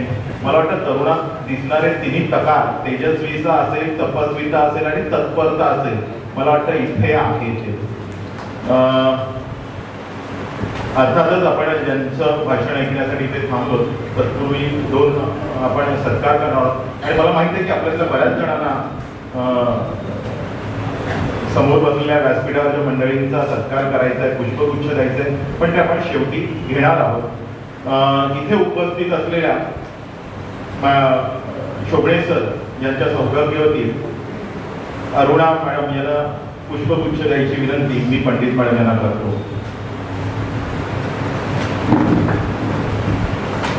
अर्थातच सर आज अखिल भारतीय मराठी साहित्य संमेलनाचे अध्यक्ष झाले आणि इतकं काम करण्यासाठी अर्धांगिनी सोबत असल्याशिवाय ते शक्य नाही. त्यामुळे त्यांचाही आपण इथे पुष्पगुच्छ देऊन सन्मान करतोय. तुम्ही खिंड लढवा, मी घर सांभाळायला समर्थ आहे. मला वाटतं त्यांच्या प्रत्येक यशामागे, प्रत्येक गोष्टीमध्ये त्या त्यांच्या सोबत आहे, म्हणून आपण आज त्यांचाही इथे सन्मान करतोय.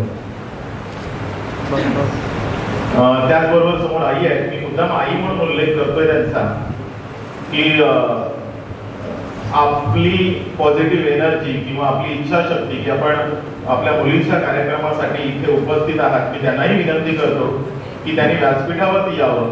आमची ज्योत्स्ना गुरी त्यांना पुष्पगुच्छ देऊन त्यांचं स्वागत करते. आमची ज्योत्स्ना सुद्धा खूप उत्तम कविता लिहिते आणि तिने कविता लिहिली की कधीही व्हॉट्सअपवर म्हणजे रात्री 11 वाजू दे 12 वाजू दे टाकून देते आणि सांगते सर एकदा वाचा आणि सांगा ती कविता कशी झाली. म्हणून मुद्दामहून ज्योत्स्ना धुरी की आधीची पिढी आणि आताची येऊ घातलेली पिढी त्याच्या हाती मला वाटतं आता पुढचं सगळं सोपवणं या अनुषंगाने मी ज्योत्स्नाला विनंती करतो की त्यांनी आईंना पुष्पगुच्छ देऊन त्यांचं इथे स्वागत करावं.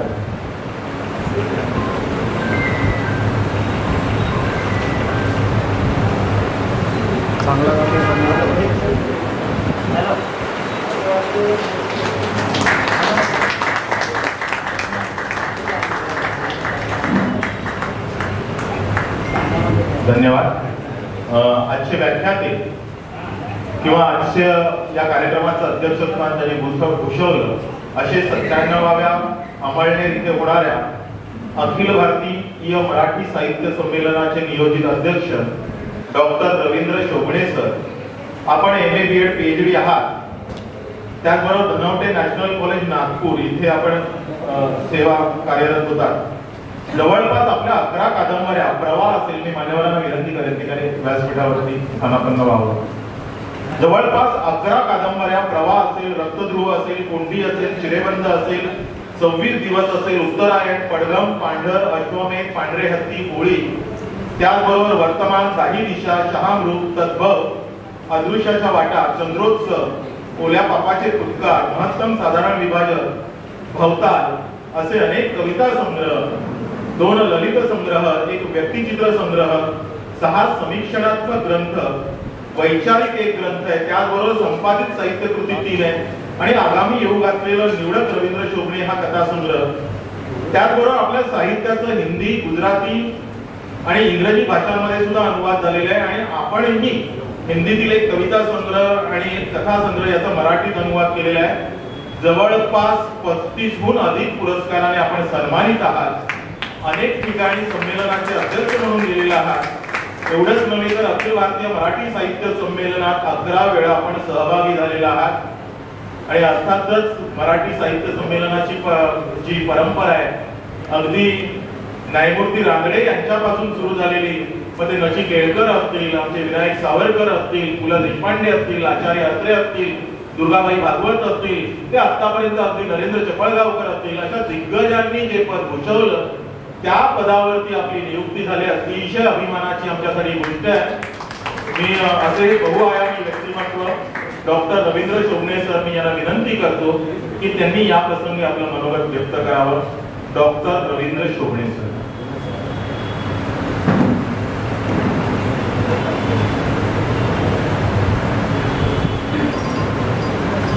आजच्या या भव्य अशा कार्यक्रमाच्या निमित्तानं व्यासपीठावर उपस्थित असलेले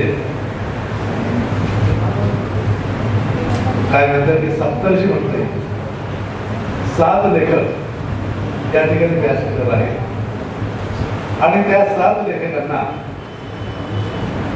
प्रकाश पर्व पुरवणारे संतोषजी राणे आहेत. कारण ते संतोषजी राणेंना म्हटलं की तुम्ही काय लिहिता का? मी लिहित नाही म्हणे, इतरांचे लेखन मी प्रकाशित करतो.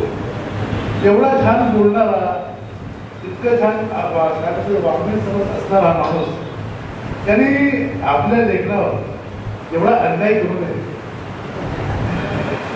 एक छान कविता आहे भारत आंबेडकरची, वेडात दौडले वीर मराठी साथ, मराठी शब्द काढू, वेडात दौडले वीर असे हे साथ. एका झपाटलेपणामध्ये किती माणसं काही करू पाहत आहेत आणि हे जे झपाटलेपण असतं, हे झपाटलेपण फार महत्वाचं असतं. की जे 7 आहे बाहेर पण आहे, कारण आम्ही म्हणालो की तुमच्या कवितेला कडक सॅल्यूट, कडक कविता असते पोलिसांची, नाही का? सगळंच कडक असतं. पोलीस खात्यामध्ये एक अतिशय चांगलं व्यक्तिमत्व अरविंद इनामदार आज ते नाही आहे, पण माझा त्यांचा सहवास, ते नागपूरला पोलीस कमिशनर म्हणून आल्यानंतर जो काही त्यांचा सहवास घडला, त्यातून त्यांचं एकीकडे असलेलं पोलीस खात्याचं व्यक्तिमत्व आणि त्याचवेळेला दुसरीकडे त्यांचं असलेलं अत्यंत हळवं वाङ्मय प्रेमी असं व्यक्तिमत्व. खातं कुठले असू द्या, रिझर्व्ह बँकेमधल्या माधुरीता असू द्या किंवा मॅनेजमेंटमध्ये अध्यापन करणाऱ्या प्रज्ञता असू द्या किंवा आणखी कुठले, एक तुमच्यामध्ये तुमच्या आतमध्ये एक संवेदनशील असा एक माणूस असतो आणि हा संवेदनशील माणूस हा या पद्धतीनं कुठे कुठे कधी कधी कसा कसा व्यक्त होत असतो. हे जे व्यक्त होणं आहे, हे व्यक्त होणं फार महत्वाचं असतं आणि या व्यक्त होण्यातूनच आपण काहीतरी समाजाला देत असतो. इथे माधुरी वैद्यांची 6 पुस्तकं प्रकाशित झाल्याचं यात दिसत आहे आणि 6 पुस्तकं प्रज्ञाताईंची सुद्धा झालेली आहेत. प्रज्ञा पाटील यांची एका वेळेला एवढी पुस्तकं लिहून प्रकाशित करणं हा म्हणजे विक्रम आहे. आणि एवढ्या लेखकांच्या पुस्तकांचं एकाच वेळेला प्रकाशन करण्याचा माझे आयुष्याचा विक्रम आहे. त्याआधी एका पुस्तकात दोन पुस्तकात 3 पुस्तकाचं प्रकाशन केलं असेल पण एका वेळेला 7 पुस्तकांचं आणि वेगवेगळ्या लेखकांच्या पुस्तकांचं प्रकाशन करून हा खरंच एक आनंदाचा सुद्धा एक भाग आहे की सगळी मंडळी आपली वाट सातत्याने शोधत असते आणि आपण नुकतेच आता कोरोना काळामधून बाहेर पडलेलो आहोत. 3 वर्षापूर्वीचा जर कोरोना काळ पाहिला असता तर कोण जगणार आणि कोण वाचणार हे काही कुणी काही सांगू शकत नव्हतं. आपल्या जवळची अवतीभोवती माणसं या कोरोनाच्या या महामारीमध्ये कशी कधी निघून गेली सांगता आलं नाही. पण रात्री मागून दिवस असा उगवतो आणि येणारा प्रत्येक दिवस हा तसा नव चैतन्यानं नव ऊर्जेनं भरलेला असतो, भारलेला असतो. तसं आपल्याशी पुन्हा नवोदीनं भारून निघालेला आहे. मला असं वाटतं की यातलं बऱ्यापैकी लेखन कोरोना काळात झालेलं आहे आणि कोरोना काळामध्ये आपल्याला आधार देणारं फक्त लेखनच होतं. 4 भिंतीआड आपण बसलेलो आहोत. कुठल्याही माणसाचा कुणाशी संपर्क नाही. आपण त्याला शेकॅड सुद्धा करू शकत नव्हतो. जवळ झालं तर दूरच. माणसं तोंडाला मास्क घालून राहायची हा नेमका कोणा कळत नव्हतं पण ती फार कमी. आणि अशा याच्यामध्ये काही लोकांनी काही मंडळींनी व्हॉट्सअप ग्रुप्स तयार केले. त्यातला एक व्हॉट्सअप ग्रुप होता गोव्याचा लतिका बरंच नाव आहे आणि त्या बाईनी एका कवयित्रीला कविता म्हणायला सांगितली की त्या कवयित्री पुन्हा आणखी 2 नावं सुचवायची. मग असं ती शृंखला वाढत गेली आणि त्यावेळेला ती खरं म्हणजे शृंखला हास्यास्पद ठरली. पण नंतर असं जाणवायला लागलं म्हणजे मला असं वाटतं की ठीक आहे ना ती हास्यास्पद ठरली असेल पण त्यातून किमान आतली घुसमट व्यक्त होण्याचं एक माध्यम तर त्यांना मिळालं. आणि हे जे माध्यम व्यक्त होण्याचं हे माध्यम फार महत्वाचं असतं. अनेक चांगल्या कलाकृती ज्या आता आलेल्या आहेत किंवा सध्या मराठी साहित्यामध्ये बऱ्यापैकी चर्चेला गेलेल्या आहेत या कलाकृतींचं लेखन बहुतेक त्या काळात झालेलं आहे. आमचे एक मित्र डॉक्टर नागनाथ कोत्तापल्ले आपण नाव ऐकलं असेल. डॉक्टर नागनाथ कोत्तापल्लेंची काल त्रिकाल ही कादंबरी त्या काळामध्ये लिहिली गेली आणि ते आत्ता 1 वर्ष आज मला कालच 1 वर्ष त्यांना जाऊन झालं. हे जे लेखन आहे लेखन आपल्याला आपल्या व्यक्त होण्याची वाट मोकळी करून देते आणि आपल्या लेखनाला कुठल्याही मर्यादा नसतात. तशा व्यवहाराच्या नोकरीच्या मर्यादा नसतात तशाच जॉनर ज्याला आपण म्हणतो वाकव्या प्रकार त्याची मर्यादा असतातच. ते आता मी पाहत होतो तर माधुरी ताईंची 2-3 पुस्तकं आहेत त्यामध्ये गाण्याच्या बांगड्या आणि गीताचं लग्न. मला असं वाटतं की दोन्ही पुस्तकं त्यातल्या कथा या विरोधी पद्धतीने झालेल्या आहेत आणि बहुतेक लेखकांनी बायांवर विरोध केलेले आहेत. आता बाया सुद्धा विनोद करण्यात मागे राहायची त्यांनी दाखवून दिलेलं आहे. ते म्हणजे काही लोकांचे कुत्सितपणे किंवा कुठे बाईला काही विरोध करतो का पण बाईला विरोध कसा कळतो हे त्यांनी दाखवून दिलेला आहे. बाईला काय कळत नाही. बाईला सगळंच कळतं पुरुषांपेक्षा चांगलं कळतं. तो 6th सेन्स असतो तो खूप वेगळा असतो आणि या संबंध विश्वचक्राची एक धारिणी ती बाईच असते ना नाही का. तर मी सुद्धा इथे उभा आहे आमच्या श्रीमती पण उभा आहे ना. हे जे सगळं आहे एक behind every successful man stands woman telling that he is wrong ही जी गाजलेली म्हण आहे ती बऱ्याच प्रकारची आहे. आणि हे जे सगळं आहे किंवा प्रज्ञाताईंची काही पुस्तकं चाललेलं त्यांना फार सल्ला दिला तो अनाऊट सल्ला आहे गंभीर सल्ला आहे. त्यांना असं म्हणालं की तुमच्यामध्ये वेगळी अशी एक क्षमता आहे ती क्षमता ओळखून तुम्ही त्या पद्धतीनं लेखन केलं तर अधिक तुम्हाला साहित्य क्षेत्रामध्ये नाव मिळेल आणि त्यांचे गंभीरपणे ऐकून घेता आता त्यांचं जरा गंभीर आहे. त्यामुळं हे जे लेखनाचं एक अभिव्यक्तीकरण असतं ते फार महत्वाचं असतं. लक्ष्मण परशुराम पाटील आता मला त्यांची चर्चा झाली, त्यांच्या त्या पुस्तकातली एक कविता आहे असला नवरा नको आहे का पुस्तकाला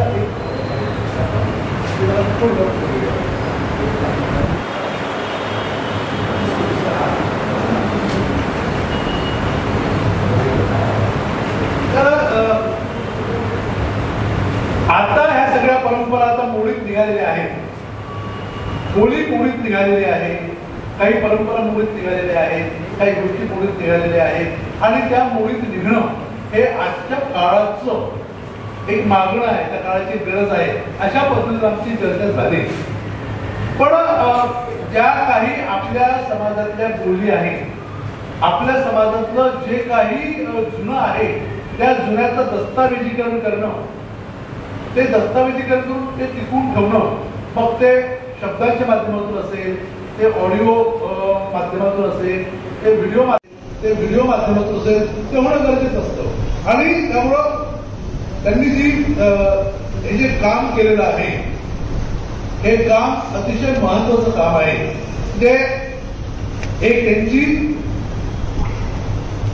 त्यांनी या ठिकाणी काय म्हणतात संग्रहित केलेले एक लोकगीत आहे.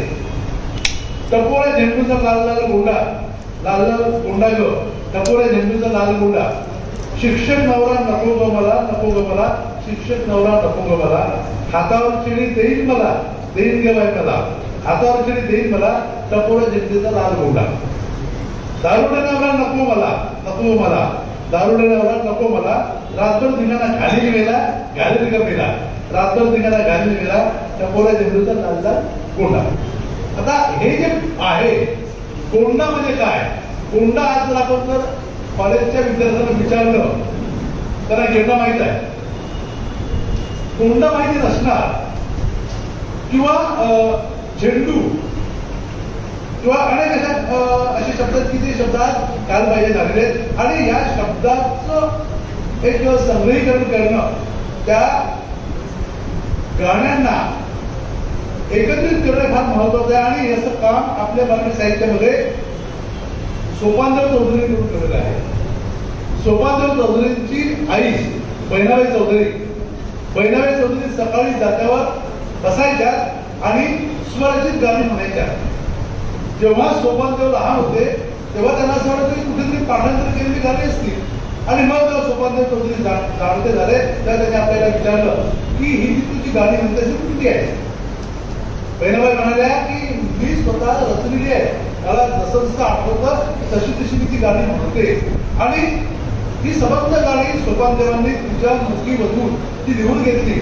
आणि ही गाणी जेव्हा आचार्य प्रल्हाद देशपात्रेंना दाखवली तेव्हा आचार्य प्रल्हाद देशपात्रे म्हणाले की या गाण्याच्या निमित्तानं मराठीला सोन्याचा हंडा मिळालेला आहे. हा जो हंडा आहे हा सोन्याचा हंडा हा या निमित्तानं तुम्ही दिलेला आहे. या ठिकाणी एक पुन्हा आणखी एक ज्याला आपण काय म्हणतो सगळ्यांचं आकर्षण असलेलं व्यक्तिमत्व म्हणजे सतीश खोत. सतीश खोतांनी मला रेखाटलं.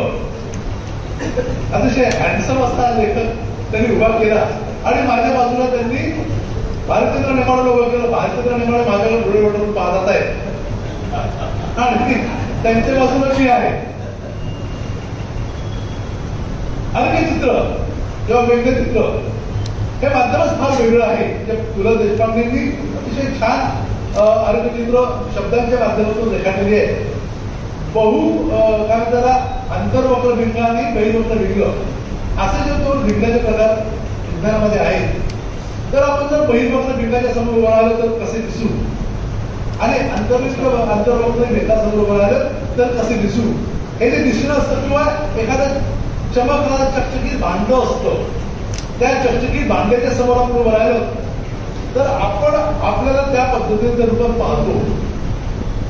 एक गंमत अशी की याच्यामध्ये त्या त्या व्यक्तिमत्वाच्या व्यक्तित्वाच्या सगळ्या छटा त्याच्या चेहरेपट्ट्यापासून येणं हे अतिशय महत्वाचं आहे. म्हणजे बाळासाहेब ठाकरे हे छान व्यंगचित्र काढायचे.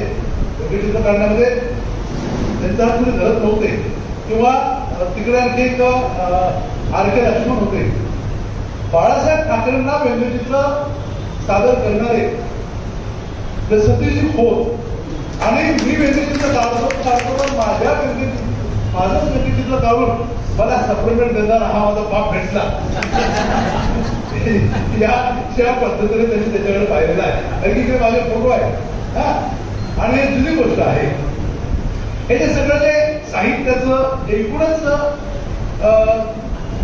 अभिव्यक्तीकरण आहे वेगवेगळ्या पद्धतीनं वेगवेगळ्या पातळ्यांवर स्वयशाची गुरुकिल्ली सारखं एखादं अनेकांनी संपादित केलेलं पुस्तक असेल किंवा आता भावा पुण्याचे दिवस आलेले आहे. भावा पुरतामध्ये तुमचं लेखनी पुण्याचे दिवस आलेले आहे आणि हे लेखन असंच उत्तरोत्तर करत जायला पाहिजे. एक फार सुंदर कविता आहे वासिम हर्डेकरांची. अजून माती लाल चमकते ही जी कविता आहे ते अजून माती लाल चमकते अजून खुरट्या बुंद्यावरी चढली अजूनही अजून माती लाल चमकते अजून अजून येतो वास फुलांना अजून माती लाल चमकते खुरट्या बुंद्यावरी चढली अजून बकरी चारा खाते. हे जे आहे म्हणजे यामध्ये बर्डेकरांनी एक जीवनातला एक आशावाद व्यक्त केलेला आहे. माती अजूनही लाल चमकते आहे अजूनही खुरट्या बुंद्यावर चढून बकरी चारा खाते गवत खाते आहे. जीवनातलं सगळं नकारात्मक असं काही राहिलेलं नाही असेल ते असं केलं असेल पण हे पूर्णपणे संपलेलं नाही आहे. किंवा एक हिंदीचे कवी आहेत विश्वनाथ प्रसाद तिवारी म्हणून त्यांच्या अतिशय सुंदर कविता असणार आहे फिर भी कुछ रह जाएगा. त्या कविता सगळ्याचा मी अनुभव केलेला आहे. तर त्यांचे की सगळं संपलेलं असेल तरी सुद्धा काहीतरी शिल्लक राहतच. म्हणजे मंगेश पाटलांची कविता आहे भावगीत आहे ते भावगीत अरुण दातेंनी गायलेलं आहे. त्या भावगीतातले एक ओळ आहे या पिंपळ पानावरती अवघे विश्व तरावे. संबंध प्रलय आला असता तरी त्या पिंपळ पानावर ते अवघे विश्व असं तरुण राहील. हा जो एक जो जगण्यातला जो एक आशावाद असतो जगण्यातला जो एक ज्याला आपण काय म्हणू की ऊर्जित काळ असतो तर जगण्याचं जे ऊर्जायन असतं हे ऊर्जायन लेखकच देत असतो. एखादी कलाकृती आपण जेव्हा वाचतो तेव्हा ती कलाकृती वाचल्यानंतर आपण हातपाय गळत नाही आपण निराश होत नाही तर ती कलाकृती आपल्याला जगण्याचं भान देते. ती कलाकृती आपल्याला जगण्याविषयी अधिक आसक्त करते. ती कलाकृती आपल्याला जगण्याविषयीच्या नव्या वाटा नव्या दिशा देत असते. हे जे साहित्याचा हा जो एक धर्म आहे हा धर्म या साधी लेखकांनी पाळलेला आहे. आणि मी बघायचं म्हणलं की वेळात दौडलेली ही माणसं सगळी वेळीच आहे. वेळी म्हणजे हॉस्पिटलमध्ये घेऊन जाण्यात की नाही ती आपल्या ध्येयाने मिळवलेली आहे. म्हणजे यांच्यापैकी आपण जर म्हटलं कुणाला की तुम्ही आता लिहायचं नाही लिहिणं बंद करा ते लिहिणं बंद करणार नाही आणि बंद झालं तर त्यांची आत्म्याची घुसमट होईल. हे जे व्यक्त होणं असतं व्यक्त होणं या मंडळी शोधलेलं आहे. ते सतीश खोतांनी त्यांच्या माध्यमातून शोधलं आहे. ते पाटील साहेबांनी त्यांच्या माध्यमातून शोधलं आहे. ते प्रज्ञा पंडितनी त्यांच्या माध्यमातून शोधलं आहे. ते माधुरी वैद्यने त्यांच्या माध्यमातून शोधलं आहे. माधुरी वैद्य या पुण्याच्या सुद्धा एक संपादिका आहेत. विपुलश्री त्या विपुलश्रीमध्ये एक मुद्दा लिहिलेला आहे आणि चांगली त्याला म्हणलं की सुहृद अशी ती बाई आहे. आणि मला पहिल्यांदा जेव्हा मी पुस्तकं पाठवली त्या सरांनी तेव्हा मी म्हटलं माधुरी वैद्य म्हणजे त्याच असं पाहतो अरे ब्लर फोटो वेगळा आहे पण तुमची पुस्तकं मी चांगली सगळी वाचता आली नाही मला पण तुम्ही ज्या पद्धतीनं वेगवेगळ्या माध्यमातून जो धांडोळा घेता जगण्याचा आणि तुम्ही म्हणजे काय की रिझर्व्ह बँकेत आहे अनुभवाची तुमचे अनुभव जे आहेत तुम्ही रिझर्व्ह बँकेत काम करत असताना अनुभव घेतलेले आहेत म्हणजे मित्र हो त्यांनी रिटायरमेंट नंतर बरोबर आहे ना त्यांच्या लेखनाला वेग आला. आणि हा वेग आपल्या लेखनाला कधी कुठे कसा येईल सांगता येत नाही. तुम्ही अगदी कॉलेजच्या माध्यमात काय कॉलेजमध्ये शिकत असतानापासूनच किंवा कॉलेजच्या दिवसापासूनच लिहिलं पाहिजे असंही काही नाही. कुठे कसा कधी तुमच्या या लेखनाचा अंकुर कुणी सांगता येत नाही. एक कवी होते नागा देशपांडे आमच्या विदर्भातले. नागा देशपांडे फार सुंदर कविता, अतिशय सुंदर गेय कविता लिहिल्या. फार नको वापरू सैल तुझा बांधा, फार नको जातो गवळ तुझा खाता, किंवा त्यांची राणा वनात गेलेले शिळ ही कविता असेल. आणि त्यांच्या शिळ या कवितेनं संबंध महाराष्ट्राला वेळ लावलं होतं. हे मुळात वकील, कुणीतरी म्हणाल की वकील हे लेखन करतात का, कदाचित मुलीला सांगायचं राहिलं ते नाव. मुळात वकील दिवसभर त्या कोर्टामध्ये केसेस लढवायचे आणि चोरांच्या पाठीशी उभं राहा, कुटरावाल्यांच्या पाठीशी उभं राहा, गुन्हेगारांच्या पाठीशी उभं राहा, असं त्यांचं काम. आणि संध्याकाळी घरी येऊन ते हळूवार कविता लिहायचे. तर यांच्या कवितेला सुरुवातच वयाने 40-45 झाली. आणि जेव्हा त्या कवींच्या कविता सत्यकथेमध्ये यायला लागल्या तेव्हा या कवितांचं पुस्तक यायला पाहिजे म्हणून पु ल देशपांडेंनी पुढाकार घेतला. आणि पु ल देशपांडेंनी त्यांचा पहिला कविता श्री नावाचा काढला. त्यांच्या एका कविता संग्रहाला साहित्य अकादमी पुरस्कार मिळाला, नाव आपल्याला सांगतो. आणि त्या पुस्तकाला खून गाठली. आणि त्या पुस्तकाला साहित्य अकादमी पुरस्कार मिळाला तेव्हा त्यांचं वय जवळजवळ 80-85 वर्षांचं होतं. विदर्भातले होते. विदर्भ साहित्य संमेलन नावाचा एक संमेलनाचा प्रकार विदर्भ साहित्य संघामध्ये आहे. आणि त्या साहित्य संमेलनाचा अध्यक्ष होणं हे सुद्धा बहुतेक लेखकांचे स्वप्न असतं. पण आता आपण जर विदर्भ साहित्य संमेलन जर घेतलं आणि या कविताचं अध्यक्ष केलं तर हे कवी कुठे येऊ शकणार नाही. म्हणून विदर्भ साहित्य संघाने त्यांच्या गावी हे साहित्य संमेलन घडून आणलं. लेखकाची ताकद फार मोठी असते. लेखक हा आपल्या शब्दांच्या ताकदीनं संबंध विश्व हलवू शकतो. ते शब्दांची ताकद व्यक्त करणारी बाबा निंबाळकरांची चांगली कविता आहे. हे जे शब्दाचं धन, ज्या शब्दाचं धन घेऊन ही मंडळी आलेली आहे. आणि या शब्दांच्या धनावर ही मंडळी हे संबंध विश्व हा समाज, या समाजात वावरणारी संवेदनशील स्नेहशील माणसं त्यांचं भावविश्व समृद्ध करणार आहेत. आणि त्यामुळं या सगळ्याच लेखकांच्या एकूणच लेखन प्रवासाला, त्यांच्या प्रतिभेला मी मानाचा मुजरा करतो, त्यांना शुभेच्छा देतो, त्यांना सदिच्छा देतो. आणि असाच आपला योग पुन्हा पुन्हा यावा. कदाचित मी अध्यक्ष म्हणून मला अनेकदा बोलणार नाही, पण माझे अध्यक्ष म्हणून एखादा येऊ शकेल हे सांगता येत नाही. तर हे सगळं जे आहे सगळं बघून मला खरंच मनापासून आनंद झाला. म्हणजे एखाद्या लेखकाचं लेखन हे चांगलं वाईट कनिष्ठ श्रेष्ठ हा भाग निराळा आहे. जो त्याच्या पद्धतीनं लेखन करत असतो, पण त्याला लिहिणं महत्वाचं आहे. आणि कधीतरी तुम्ही जेव्हा जमीन खोदत असता तेव्हा कधीतरी तुमच्या हाताशी झरे लागतात. ते प्रतिभेचे हात झरे कधीतरी तुमच्या हाताशी लागतील आणि त्या झऱ्यानं हे संबंध विश्व हिरवगार होईल असा मला पूर्ण विश्वास आहे. आणि त्या विश्वासापोटी मी तुम्हाला पूर्ण शुभेच्छा देतो. या ठिकाणी या पुस्तकांचं प्रकाशन करण्याकरता आपण मला बोलावलं, आपण मला बहुमान दिला, त्याबद्दल आयोजक संस्थेचे मी आभार मानतो. माझं भाषा आपण शांत चित्तरेखनीत आपले आभार मानतो. थांबतो. धन्यवाद. 2 मिनिटात आपला कार्यक्रम संपन्न होईल. घाबरू नका, मी काही बोलणार नाही.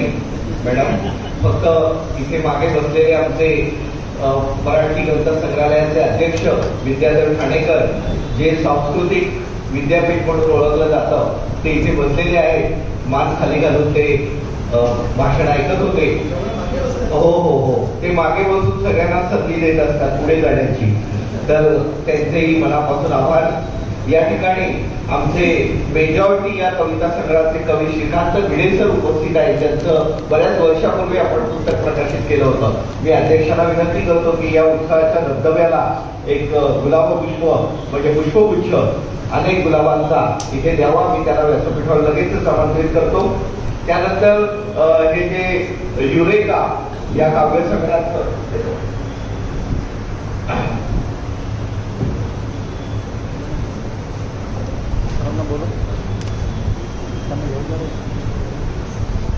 सूर्यवंशी मॅडम सॉरी थोडा वेळ जास्त घेतला, कारण जायचं तुम्हाला घरातल्या कुकरच्या शिट्या ऐकू यायच्या आणि उगाच माझ्याकडे रागाने पाणीच्या तसं नको व्हायला.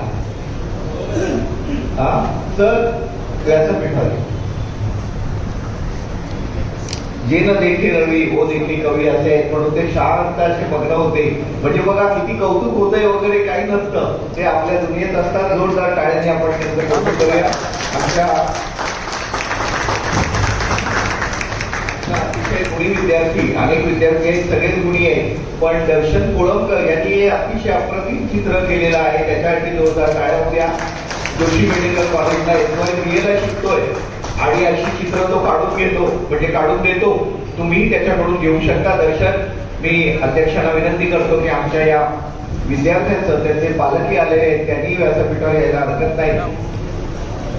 दर्शनसाठी एकदा जोरदार टाळ्या होत्या. हे उद्याचे शक्ती होत आहे. हा, आणि खूप अप्रतिम चित्र काढले. आणि यानंतर गेले 1.5-2 तास ज्यांच्या आवाजाने आपण सगळेजण तल्लीन झालो, असे माझे सहकारी कवी मित्र प्राध्यापक रुपेश महादेव सर यांनी ही सगळी खिंड लढवलेली आहे. सकाळी त्यांना कार्यक्रम होता, अर्ध्या तासात तयारी केली आणि सगळं त्यांनी निभावून केलेलं आहे. मी पुन्हा एकदा सगळ्यांचे मनापासून आभार मानतो, अध्यक्षांचे आभार मानतो. आणि शेवटचं अर्ध मिनिट जे आहे ते माणिक सर बोलतील. धन्यवाद सर. जास्त वेळ मी लांबवणार नाहीये. आज या कार्यक्रमासाठी इथे उपस्थित असलेले डॉक्टर रवींद्र शोभणे सर आणि अरुणा शोभणे मॅडम यांचं मला वाटतं मी इतकं विसरून गेलो की मगाशी तुम्ही म्हटलं त्याप्रमाणे की मी इथे उभा आहे त्यांच्यामुळे, त्यामुळे मी काय म्हणतात ते तुझं माझं नाही भेट पण सहज केला विनोद, अगदी त्या पद्धतीने ते करून टाकलेलं आहे. त्यामुळे तुमच्या दोघांचेही मनपूर्वक आभार. त्याचबरोबर या कार्यक्रमासाठी इथे उपस्थित असलेले सर्व मान्यवर साहित्यिक यांचंही मनपूर्वक आभार. आज ज्यांना पुरस्कार प्राप्त झाला आहे त्या सगळ्या पुरस्कार प्राप्त मान्यवरांचंही आभार. आणि त्याचबरोबर कार्यक्रमासाठी उपस्थित आपण राहिला आपलंही मनपूर्वक आभार. इथे मगाशी प्रदीप गुर्जर आहे तिथे. प्रदीप गुर्जर त्यांना खूप सरांना पुष्पगुच्छ द्यायचं आहे, तर मी त्याचबरोबर ठाणे जिल्हा शैक्षणिक कला शिक्षक संघतर्फे लक्ष्मण पाटील व सतीश खोत यांना पुष्पगुच्छ द्यायचा आहे. शफी मानेवार व इस्फाक अली आपल्या वाटचाली कौतुक करणं महत्त्वाचं आहे, त्यामुळे जोरदार टाळ्या होत्या.